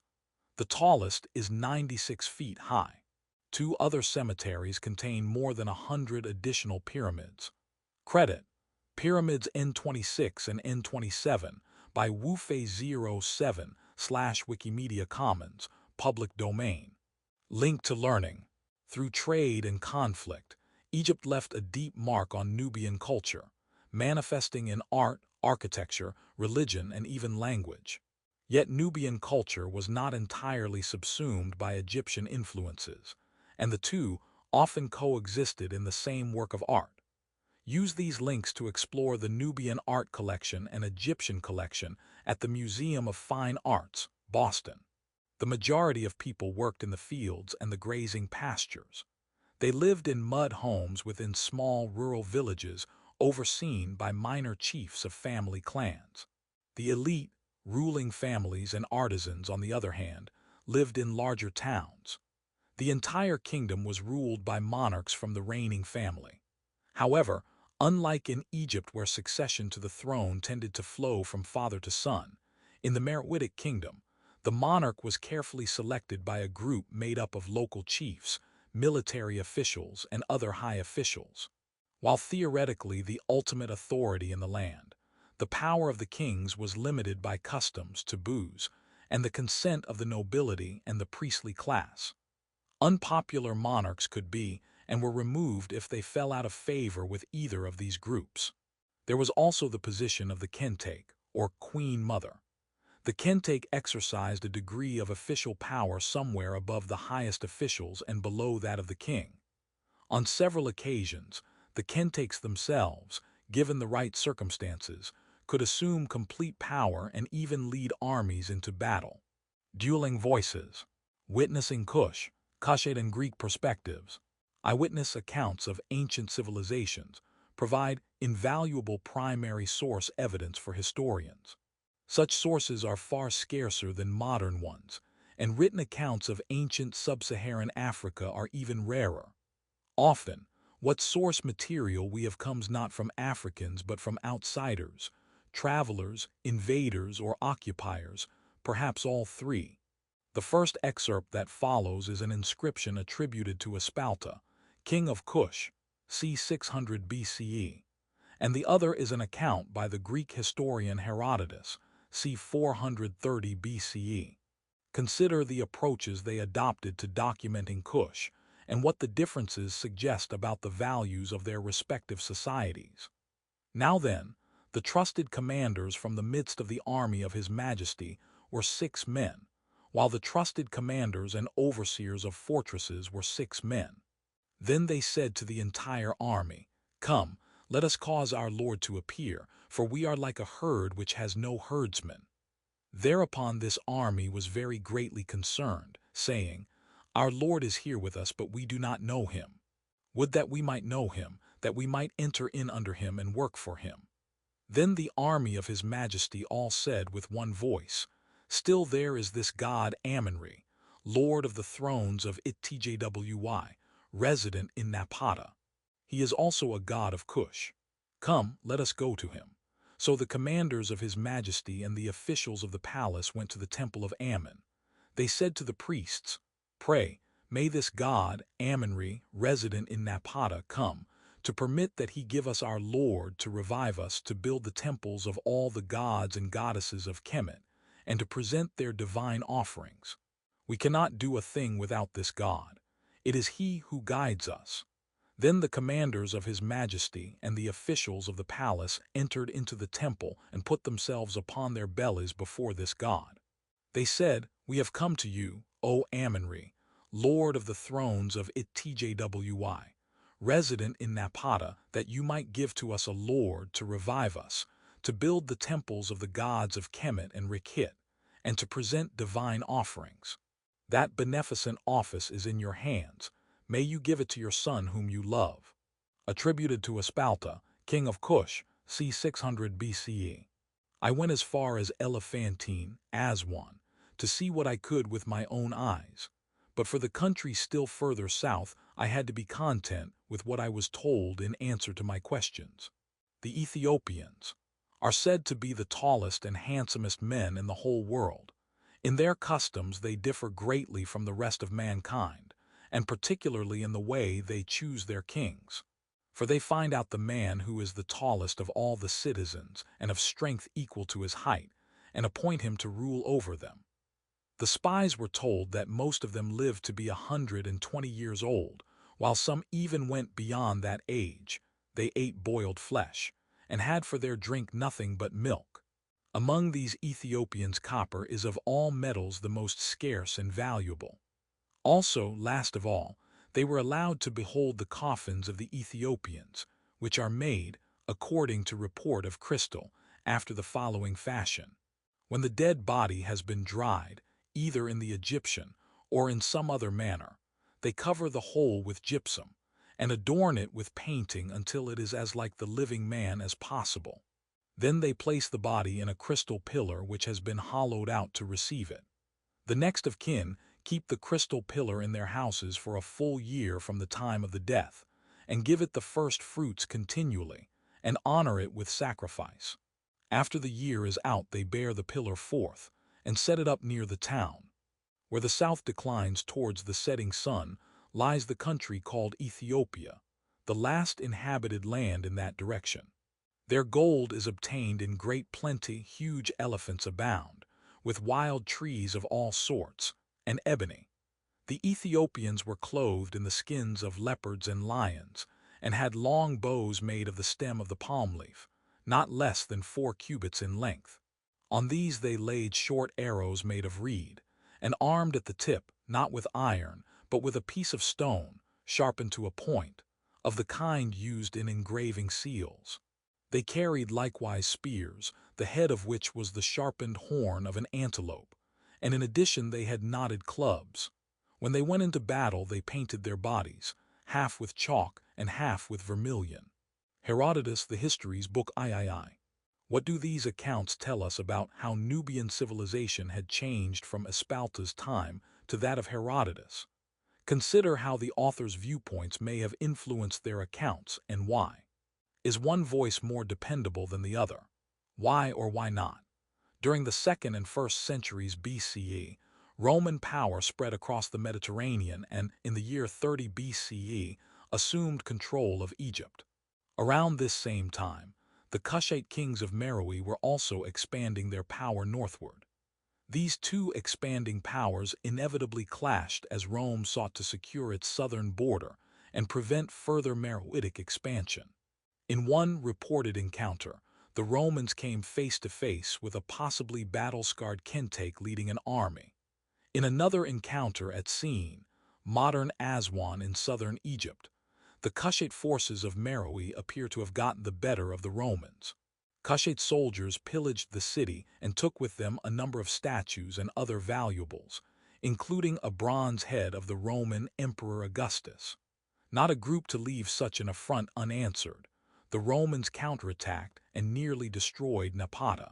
When they finally left, they took with them several thousand Kush subjects whom they sold into slavery. Historians debate the nature of the subsequent relationship between Rome and the Meroitic kingdom of Kush. Evidence suggests that at some point during the Augustan period, Kush was a client state of the Roman Empire. In exchange for its internal autonomy, Kush helped Rome secure its East African frontier by providing soldiers and support for garrison legions stationed in the kingdom. The kingdom of Kush reached a new high-water mark in its power and artistic achievement a few decades later under King Natakamani, in the early 1st century CE. During his reign, Kush also attained its maximum geographic extent, stretching from the Ethiopian foothills in the south to the Nile's first cataract in the north. Testifying to its wealth and influence during this period are the pyramids built under Natakamani as well as the temples that were constructed and restored, including one for the lion-headed god Apadmak and the Egyptian god Amun, figure 9. 18. A picture of a carving on a brown, broken piece of stone is shown on a black background. A man is carved with a lion's head. He wears an elaborately etched headdress, decorated chest armor, and a striped cloth at the waist. Gridded and plain bands adorn his arms and wrists, and he holds a twisted scepter with a small, seated lion on top in his right hand. Above his head are etchings and ancient writings in a rectangular box. Figure 9. 18. Apadmak, god of war. This small fragment of a votive plaque was carved from red siltstone in about 100 BCE and honors the Kushite war god Apadmak, who has a lion's head and carries a scepter with a small seated lion on top. Credit, votive plaque of King Taniadamani, by Walters Art Museum / Wikimedia Commons, public domain.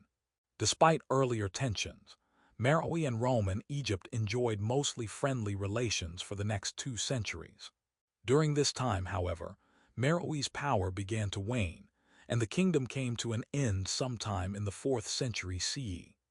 Scholars are uncertain what caused its decline, although environmental degradation due to the overuse of timber for charcoal manufacture may have been a factor. Trees were being cut down faster than they could replace themselves, which would likely have led to erosion and reduced fertility of the soil, so the land could no longer support a large urban population. In addition, the weakening of the Roman Empire and its economic contraction in the 3rd century led to a steep decline in demand for the types of luxury goods traded through Kush, especially the ivory, enslaved peoples, perfume, exotic animals, and hardwoods on which its economy depended. Having no partners of similar size and wealth with whom to trade African goods on a large scale, the kings of Kush found that Rome's economic crisis triggered a fiscal crisis for them. Perhaps the final blow was the rise of the kingdom of Aksum. Better placed to take advantage of the Red Sea trade, Aksum starved Kush of regional commerce. Sometime around 350, the Aksumite king Ezana invaded Meroe but found the island capital of the kingdom of Kush had been abandoned. Learning objectives. By the end of this section, you will be able to describe the interactions between North Africa, the Levant, and Europe. Analyze the trade routes from North Africa to the Mediterranean, the Sahara, and the Levant. The Mediterranean coast of North Africa has been a crossroads of civilizations for millennia. Beginning in the 1st millennium BCE, it was occupied successively by a string of invaders, including the Phoenicians, Greeks, Romans, Vandals, and Arabs, and it has been the site of countless internal migrations, as in the case of the Mori and Massaleh peoples. One result of these interactions was a long-term process of cultural commingling, reabsorption, and acculturation that has left a rich tapestry of human societies in its wake. North Africa and Egypt. The Phoenicians were responsible for the earliest known trade network that unified the Mediterranean world. A Semitic-speaking and seafaring people originally from the Levant, or eastern Mediterranean coast, the Phoenicians emerged initially from the areas around Tyre in what is present-day Lebanon, or Canaan in the Bible, which refers to the Phoenicians as the Canaanites. Around the end of the 10th century BCE, The Phoenicians began to found a series of trading posts and colonies along the Mediterranean coast, a loop of interconnected settlements that eventually stretched from Byblos in the east to Nims and Gadir, Cadiz in the west and Libda, Leptis Magna in the south, figure 9. 19. In 814 BCE, they established what would become their greatest settlement, Carthage. Located on the North African coast in modern-day Tunisia, Carthage was in an ideal position to dominate the trade activities of the Western Mediterranean. A map of the Mediterranean Sea is shown, and the land surrounding it on all sides. Europe is labeled to the north, Africa to the south, and Asia to the east. A thick green dashed line is drawn starting in the east at the island of Crete. From there it heads east to the Asian coast, splitting off to touch the island off of the coast of Lebanon, then connecting in Sidon. The line that hugs the coast passes the cities of Byblos, Sidon, and Tyre in Lebanon, heads south along the coast of Africa past Syra, then toward Leptis Magna. At Leptis Magna, the green dashed line heads along the coast to Carthage, as well as heading out to sea toward the island of Sicily and heading back to Carthage. At Carthage, the line goes to Sicily and back, and to Sardinia as well as along the coast heading west to Tingi in Africa and Gadir in Spain. From Tingi it continues west along the coast of Africa, and from Gadir in Spain, the green line continues west up the coast of Spain, and east along the coast on to the Balearic Islands. The city of Memphis in Egypt is also labeled. Figure 9. 19 Phoenician settlements and trade routes. Beginning in the 10th century BCE, the Phoenicians established colonies and trading outposts along the Mediterranean coasts of North Africa and southern Europe. Areas that experienced either Phoenician contact or settlement are those identified with the green dotted line. Carthage, the most impressive Phoenician settlement, juts out into the western Mediterranean from the North African coast, making it an ideal place to manage and control trade in the sea. Attribution: Copyright Rice University, OpenStax, under CC BY 40 license. The government of Carthage was originally a monarchy, but by the turn of the 4th century BCE, it had given way to a republic. The Carthaginian Republic was singled out for praise by the Greek philosopher Aristotle, who considered it the perfect balance between monarchy, aristocracy, and democracy. By this time, Carthage had been the dominant military power of the Western Mediterranean for almost a century. By 300 BCE, the city controlled dozens of the trading towns that dotted the North African coast. Thus, by the start of the 3rd century BCE, Carthaginian power and influence could be felt along a 1,000-mile stretch of the Mediterranean. At the time of Carthage's founding, the population of the Maghreb, the western half of North Africa, including most of present-day Morocco, Algeria, Tunisia, and Libya, spoke indigenous languages and had adapted their lives to the landscape. Those who lived on the coastal plains were mostly settled farmers, while those who lived in the Atlas mountain range were semi-nomadic pastoralists, and nomadic peoples lived in the Sahara. To the Carthaginians, Greeks, and Romans, these North African natives were collectively known as Berbers, a pejorative term equating to barbarian. This simplification belies the political, social, and cultural complexities of what was actually a wide range of different African ethnic groups and societies, including the Maori, Masalii, Musulamii, Massicilii, Garamantes, and Gicili. These groups had built impressive societies of their own. For example, the Garamantes developed a major urban society in the Libyan Fezzan, and the Massicili established the Kingdom of Numidia.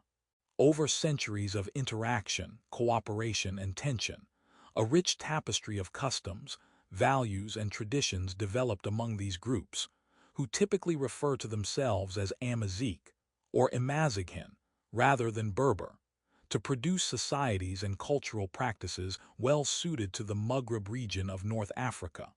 A city like Carthage, with its republican form of government and leaders who exercised political authority, levied taxes, enforced laws, and employed armed forces for defense, was foreign to the indigenous systems of the area. Early in its history, Carthage adopted a pragmatic relationship with its neighbors. It paid tribute to them to forestall attacks and facilitate good relations.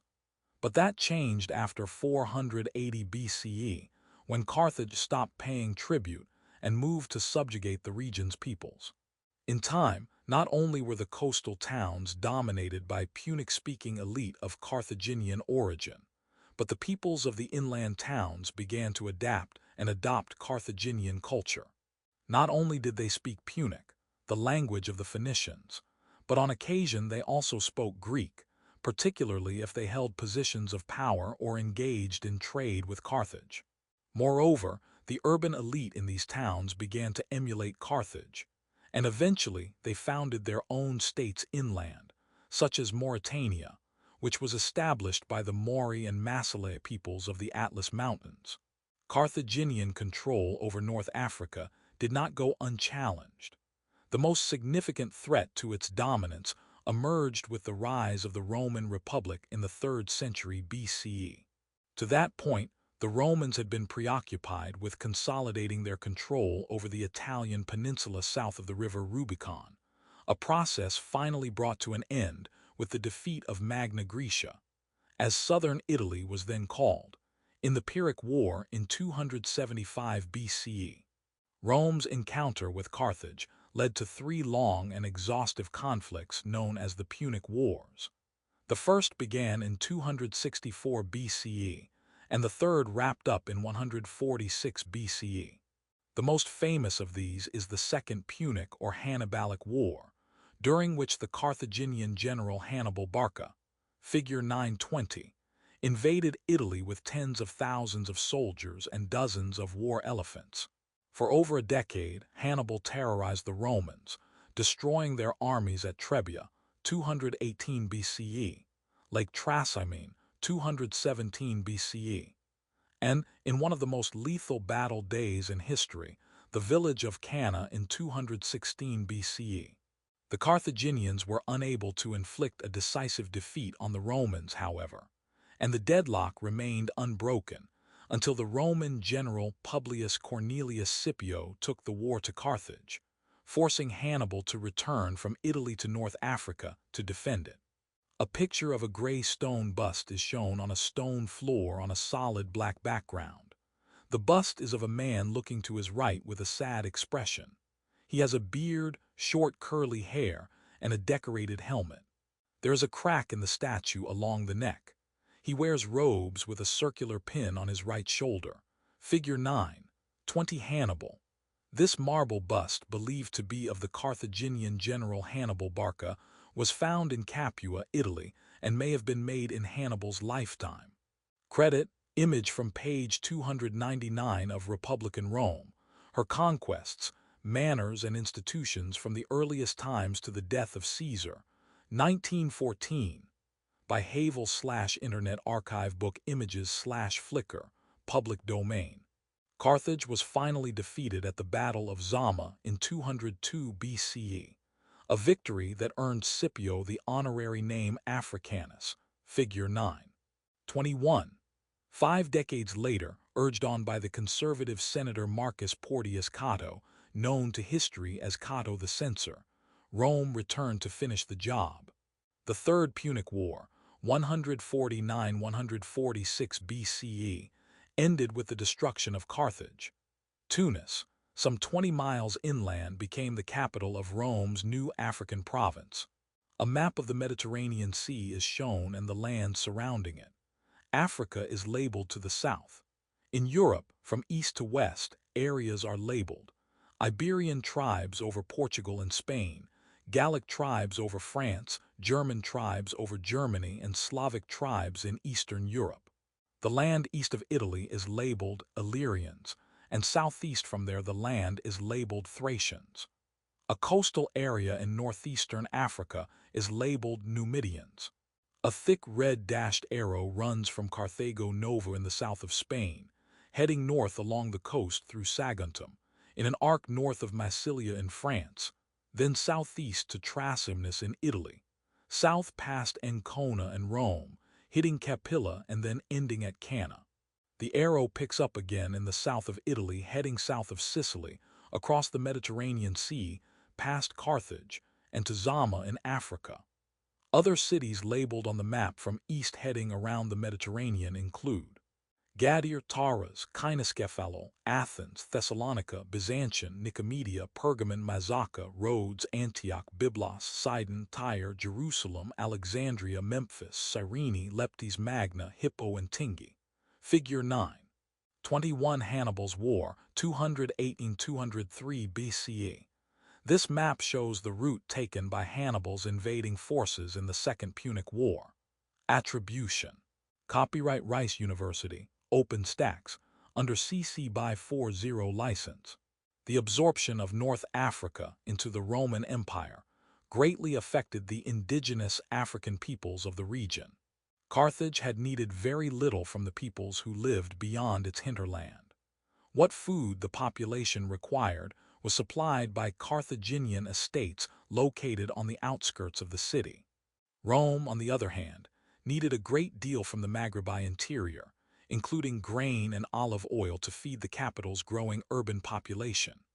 Decades of Roman development of the inland territory resulted in farms that, by the first decades of the Common Era, were generating hundreds of thousands of gallons of olive oil and millions of tons of wheat per year, all destined to feed the residents of Rome. This bounty earned North Africa the nickname, the breadbasket of Rome. The intensification of agricultural production in the Maghreb led to the institution of individual land ownership and huge seasonal migrations of nomads and their animals to the coastal plains for work. To help control the flow of people during these periods and to protect crops from migrating cattle, the Romans established limes, or lines of fortified frontier posts that marked out the territorial limits of Roman occupation. Agricultural production also led to new growth for the old Phoenician coastal cities, which became commercial centers for shipping produce and livestock to Rome. Eastern North Africa was also the site of great change in antiquity. In 332 BCE, Alexander the Great, king of Macedon in Greece, conquered Egypt, and before leaving to continue his advance into Western Asia, he founded the great city of Alexandria on the Nile River. Following Alexander's death in 323 BCE, his generals warred with each other over control of the empire, and eventually divided the vast territory among themselves. One officer, Ptolemy, took Egypt and founded a dynasty that ruled it for the next 3 centuries. Of necessity, the Ptolemies styled themselves as pharaohs to demonstrate continuity from pharaonic times through Alexander to themselves. Figure 9. 22.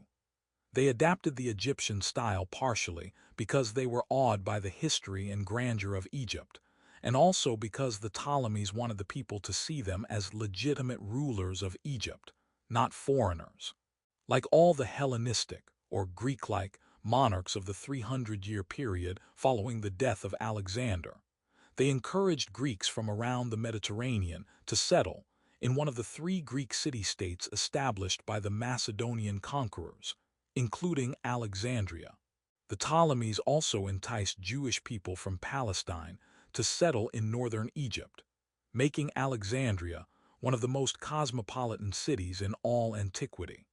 A stone statue is shown on a small pedestal along a peeling yellow and orange wall. The statue shows a man standing with his arms at his sides, hands made into fists, and his left foot in front of the right foot. He wears a long head covering that sits on his back and shoulders with a decorative object at his forehead. He is bare-chested and wears a cloth around his waist. The statue is cracked in some places and forms shadows on the wall on both sides. Figure 9. 22 Ptolemy III. As the Macedonian Greek rulers of Egypt, the Ptolemies styled themselves as pharaohs. This basalt statue from about 220 BCE is believed to be of Ptolemy III and shows him wearing Egyptian clothes and a pharaonic headdress. Credit: Ptolemy III Eurgetes by Sheilas in the News Museum, Berlin/Wikimedia Commons, public domain. The focal point of Greek culture in Egypt was the Museum of Alexandria. This home of the Muses was much more than a place to see artifacts from the past. It was also the world's largest library, housing some 700,000 scrolls representing all the knowledge of the known world. It had laboratories for the study of human anatomy and astronomy, and was the home of dozens of intellectuals who studied everything from geography and physics to literature and geometry.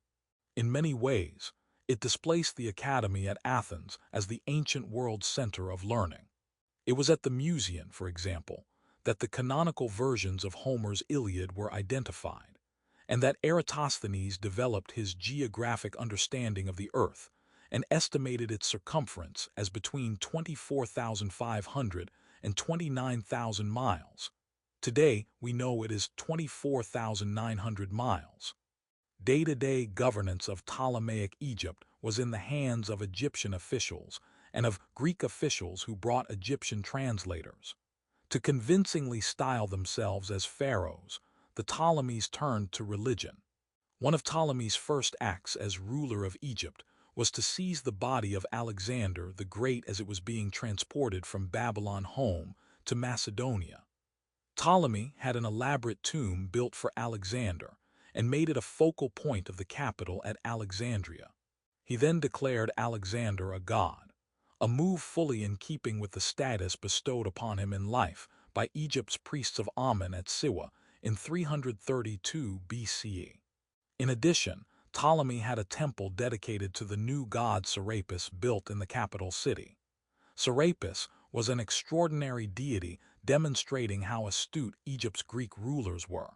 A fusion of the Egyptian deities Osiris and Apis, and the Greek deities Zeus and Helios. Serapis allowed the very different subjects of Ptolemaic Egypt to find common ground in worship. To further cement their position as Egypt's legitimate rulers, the Ptolemies carried out the religious duties of the pharaoh, including dedicating new temples to Egyptian gods, visiting shrines throughout the country, and declaring themselves the inheritors of Alexander's godlike mantle. The last of the Ptolemies was Cleopatra VII, figure 923. A brilliant politician with a strong character, Cleopatra spoke upward of a dozen languages and was the only Greek ruler of Egypt fluent in Egyptian.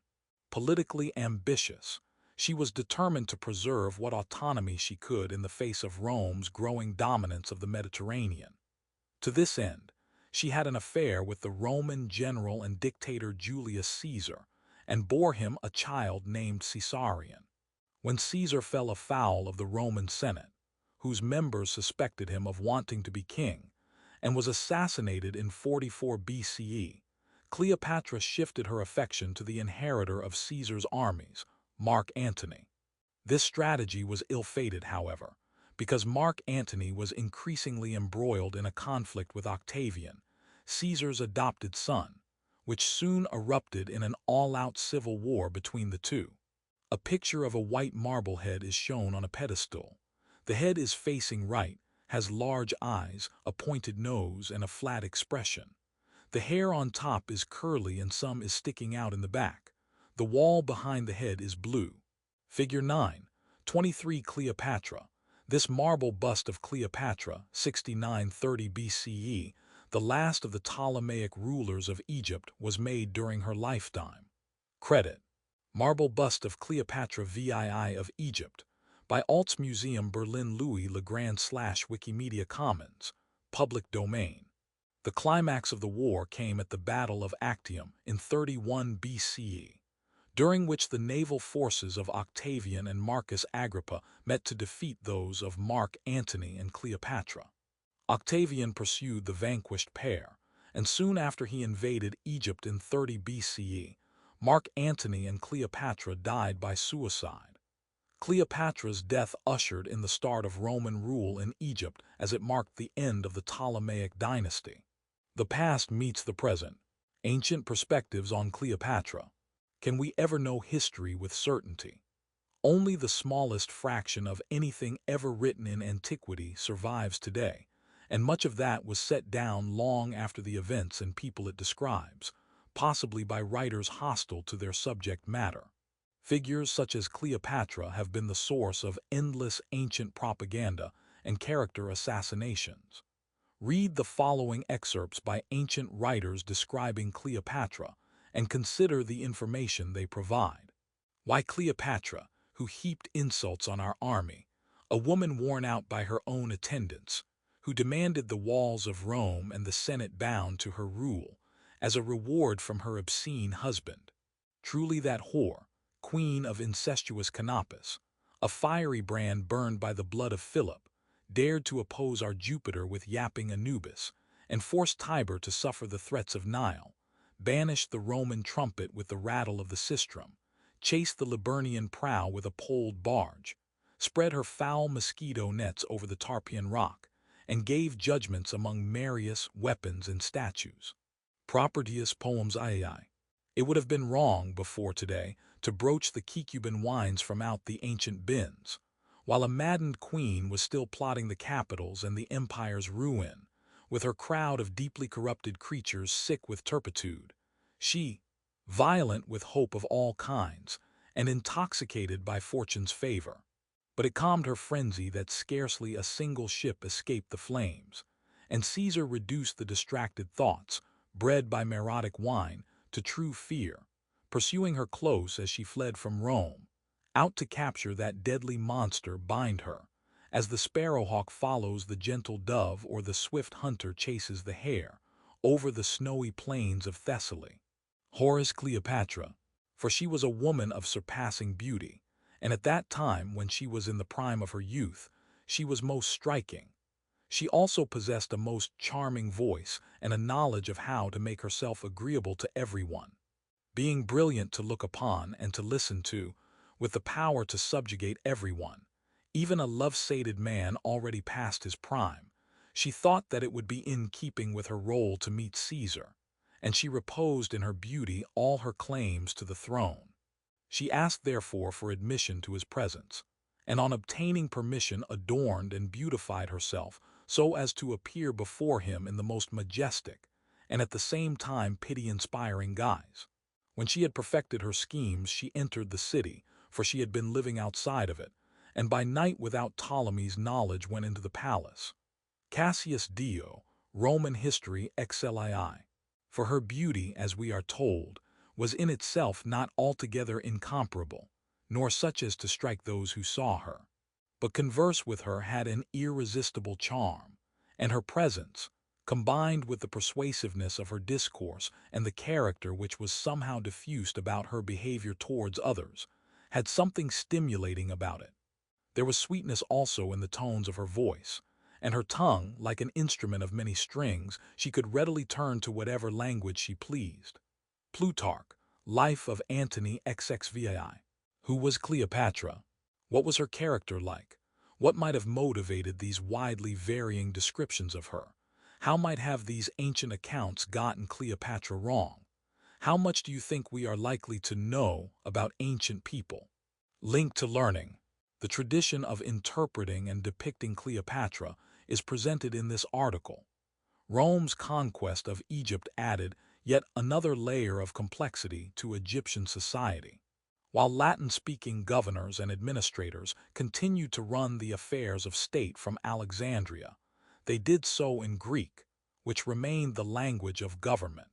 Rome invested heavily in the development of Egypt's largest cities and creating inviting cosmopolitan spaces, eventually inhabited by Greeks, Jewish people, Romans, and assimilated Egyptians. Still, under the Romans, the majority of Egyptian subjects lived in rural areas. In more than 2,000 villages scattered throughout the Nile Delta and along the Nile Valley, people labored to produce the tons of grain that supplied the imperial capital with bread. These people were also hardest hit by Roman taxation, a circumstance that inspired periodic revolts against the empire. Roman imperial administration over North Africa remained constant until the 4th and 5th centuries CE, when the weakened Western Roman Empire confronted a new series of challenges, including widespread barbarian invasions. One invading group was the Vandals, a Germanic people originating in present-day Poland. The Vandals migrated westward in the 2nd century CE and settled in the region of Silesia. By the 3rd century, they had been contained in the Roman province of Pannonia, a sizable territory that included parts of modern-day Hungary, Austria, Croatia, Serbia, Bosnia and Herzegovina, and Slovenia. But they pushed west in the face of the advance of the Huns, nomadic steppe people from Central Asia. By the 5th century, Vandals had migrated to Gaul and the Iberian Peninsula. Around 430, under their leader Genseric, they were invited by Bonifacius, Rome's governor in North Africa, to help him establish himself as a ruler independent of Rome. For the next several years, the Vandals fought Rome's imperial forces on behalf of Bonifacius, who died at the Battle of Rimini in Italy in 432. Rome finally agreed to a peace treaty that granted the Vandals control of Mauritania and the western half of Numidia. Unsatisfied, Genseric then pursued a plan to extend his control over Rome and North Africa by breaking the treaty and invading Carthage, which he seized in 439. The Vandals remained in control of the Maghreb region of Roman North Africa until the early 6th century, when Byzantine forces under the general Belisarius reconquered the territory and forced the Vandal king Gelimer to surrender in 534. Less than a century later, a new power from the east threatened the Byzantine position in North Africa. Beginning in the 640s, the armies of Islam advanced, conquering Byzantine Egypt in 642. Using Egypt as a forward position, they then launched successive invasions across the region until the final Byzantine strongholds of North Africa, including Carthage, fell. By 709, the whole of North Africa had been conquered. North African and Trans-Saharan trade. Trans-Saharan trade, the movement of goods between oases and larger settlements in North and West Africa, has existed in one form or another since at least the 9th century BCE. Over time, this system grew from the relatively localized trade in agricultural products and iron goods centered on the Phoenician city of Carthage. It became a continent-wide system of exchange that moved commodities such as copper, salt, ivory, enslaved people, textiles, and gold between what is now Senegal in West Africa and Egypt in the east, reaching as far south as Niger and as far east as Somalia in the Horn of Africa. Figure 9. 24. At its height, the trans-Saharan exchange of goods influenced commerce and finance across the whole of North Africa, as well as the economies of Europe and the Near East. This system of trade was made possible by the nomadic peoples of North and West Africa. A map of northwestern Africa is shown, with the Atlantic Ocean labeled at the bottom of the map. 4 small areas in the southwestern part of the area are highlighted gold, representing gold fields. They are labeled Bambuk, Bur, and Lobai. The 4th one close to the coast is not labeled. A red dashed line is shown connecting cities all throughout the map in a crisscross pattern. The connected cities from north to south are Tunis, Kairouan, Tahert, Tlemcen, Fes, Ouargla, Marrakesh, Sijilmassa, Gadames, Null, Tamdol, Tuet, Tamentit, Tanghasa, Gaut, Ijil, Wadane, Ariayu, Tadmeka, Ayudag Host, Walata, Timbuktu, Taikda, Gao, and Kumbai Sale. The city of Jen is listed but not connected. The red dashed lines also run to the gold fields at Bambuk and Bur from Kumbai Sale. Figure 9. 24. Trans-Saharan trade. This map shows the historical trans-Saharan trade routes that crisscrossed ancient North Africa, linking cities on both sides of the Sahara in a network that grew and expanded over several hundred years. Credit. Modification of work, Trade Routes of the Western Sahara c. 1500 by AS77ZZ / Wikimedia Commons, CC01. 0. In the 9th century BCE, African farmers supplied the Phoenician towns of North Africa with food. In exchange, The Phoenicians introduced these peoples to innovative technologies such as ironworking. Over centuries of interaction, the two groups intermarried and became an integral part of North African society. From around the 7th century BCE, Phoenician merchants relied on the herders of the Atlas Mountains in present-day Morocco and the stretch of the northern Sahara to the south. Indigenous peoples of North Africa had long maintained contact across the Sahara, but it could be tenuous due to the inherent risks of desert travel, including attacks on trading caravans and slave raids by the Garamantes desert people of Libya. Helping facilitate contact in the desert extremes were small settlements of semi-nomadic peoples at a fragile line of oases, forging a point-to-point trading system. Thus, early trade in the Sahara was a matter not of transporting goods across the vast desert expanse, but rather of passing them from oasis to oasis. A principal commodity exchanged during this early stage of trade was salt, which was carried to the south and acted as a sort of currency. Salt was highly prized in the agricultural communities south of the Sahara, where the mineral is scarce.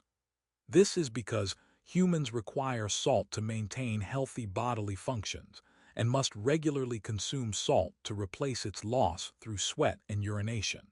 The Saharan traders knew where the salt was located, accessed it for themselves, and traded in the substance for goods they could otherwise obtain.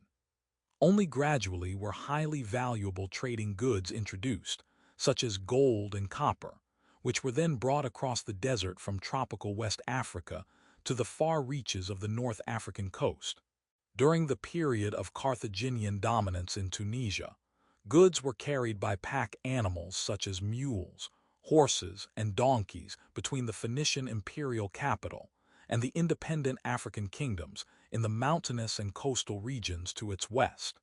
These kingdoms, known to the Romans as Mauritania and Numidia, had extended their control of much of North Africa by the 2nd century BCE as Carthage declined and Rome ascended. For a time, the Romans and the North African kingdoms enjoyed a relatively peaceful and prosperous alliance, but gradual Roman interference in the domestic political affairs of the Numidian state caused their relations to sour, and eventually Rome conquered both Numidia and Mauritania. In typical fashion, the Romans established large estates as well as towns in the newly conquered territories. Their administration outside these enclaves reached only so far, however. Beyond them, the region remained under the dominance of the people native to the area, in both language and culture. But it was in the strategic interests of Rome to secure the southernmost frontiers of these new provinces. Doing so effectively required not only establishing a border but also patrolling it. This was impossible with horses, so the Romans used the dromedary camel, one-humped camel, figure 925. Biologically equipped to survive desert extremes, the camel was the ideal means to help secure Rome's new southernmost frontier. 3 dromedary camels walk in a line on a sandy path. They are surrounded by rocky terrain with various clumps of bushes. Figure 9.25. The dromedary camel. The widespread use of dromedary camels by the Romans in North Africa helped to popularize the animal's use in trans-Saharan trade. Credit: Animals of Iran Kavir National Park, cum province, Deri Gachin Caravanserai 20, by Mostafa Meraji/Wikimedia Commons, CC01. 0. The introduction of the dromedary camel, originally from Arabia into North Africa, revolutionized the trans-Saharan trade, but its adoption across the region was slow. The first camels in North Africa may have reached Egypt by as early as the 9th century BCE, but it was not until the 3rd and 4th centuries CE that its use spread to the African nomad groups of the northern Sahara, likely helped along by Roman use of the animal. By the 5th century, it had become a major form of transportation in the region. The camel had many advantages over other pack animals. It could maintain a steady pace over much longer distances than oxen, and it could carry upward of 300 pounds of goods, an average of 15 to 18 miles a day. Further, the camel's capacity to store fat and water enabled it to travel up to 10 days without stopping for fresh water, more than twice the time and distance of almost every other pack animal. Added to this was the camel's unique splayed foot, which allowed it to walk easily in the soft, sandy conditions of the Saharan environment. The camel enabled desert nomads to reach more distant oases than ever before, and so open entirely new routes across the desert. Although desert travel remained precarious and filled with risk, it certainly became more reliable. For the first time, it was possible for desert travelers to consider dispatching large-scale and regular long-distance trading caravans across the Sahara. Despite this, desert transport remained largely in the hands of the nomadic peoples of the region, principally the Sanhaja in the west and the Tuareg of the central and southern Sahara. Although trans-Saharan trade was growing at this time, it was not yet full-time work, so these groups remained largely nomadic pastoralists, harvesting date palms and grazing their flocks and herds at oases. In many cases, they tended goats and sheep, but they often also had camel and cattle and occasionally horses. These animals all had to graze, and when they were unable to do so at oases because of either distance or weather, the nomads were forced to find other grazing land. This was particularly the case during the hottest and driest seasons, when the nomads migrated their flocks and herds to the better grazing areas of the Maghreb in the north, or the Sahel in the south. Inevitably, this brought them into contact with the more settled agricultural peoples of these areas, and often into conflict as they competed for precious resources in a hostile environment. Beyond these settlements, the nomadic pastoralists dominated the Sahara. Yet there were other peoples in the desert, including small groups such as the Haritin who also called the oases home. They harvested dates and dug salt to exchange for food, but were often kept in a subordinate position by the nomads, who controlled the oases. As the camel transformed desert transport, the products of sub-Saharan Africa became more readily available to the Mediterranean world. Trade in West African gold expanded. Demand increased for such goods as ivory and ostrich feathers, and large animals were hunted to extinction in North Africa. As cross-desert traffic grew, several new settlements developed to aid the movement of goods north and south of the Sahara, including Sijilmassa, Gaut, Gao, Audiobook, and Kano. At sites such as these, goods were exchanged, and camel caravans were unloaded and replenished to continue their journey across the desert. While the desert traffic in goods remained in the hands of nomads, the actual demand for and exchange of goods was largely the work of peoples of settled societies to the north and south of the Sahara.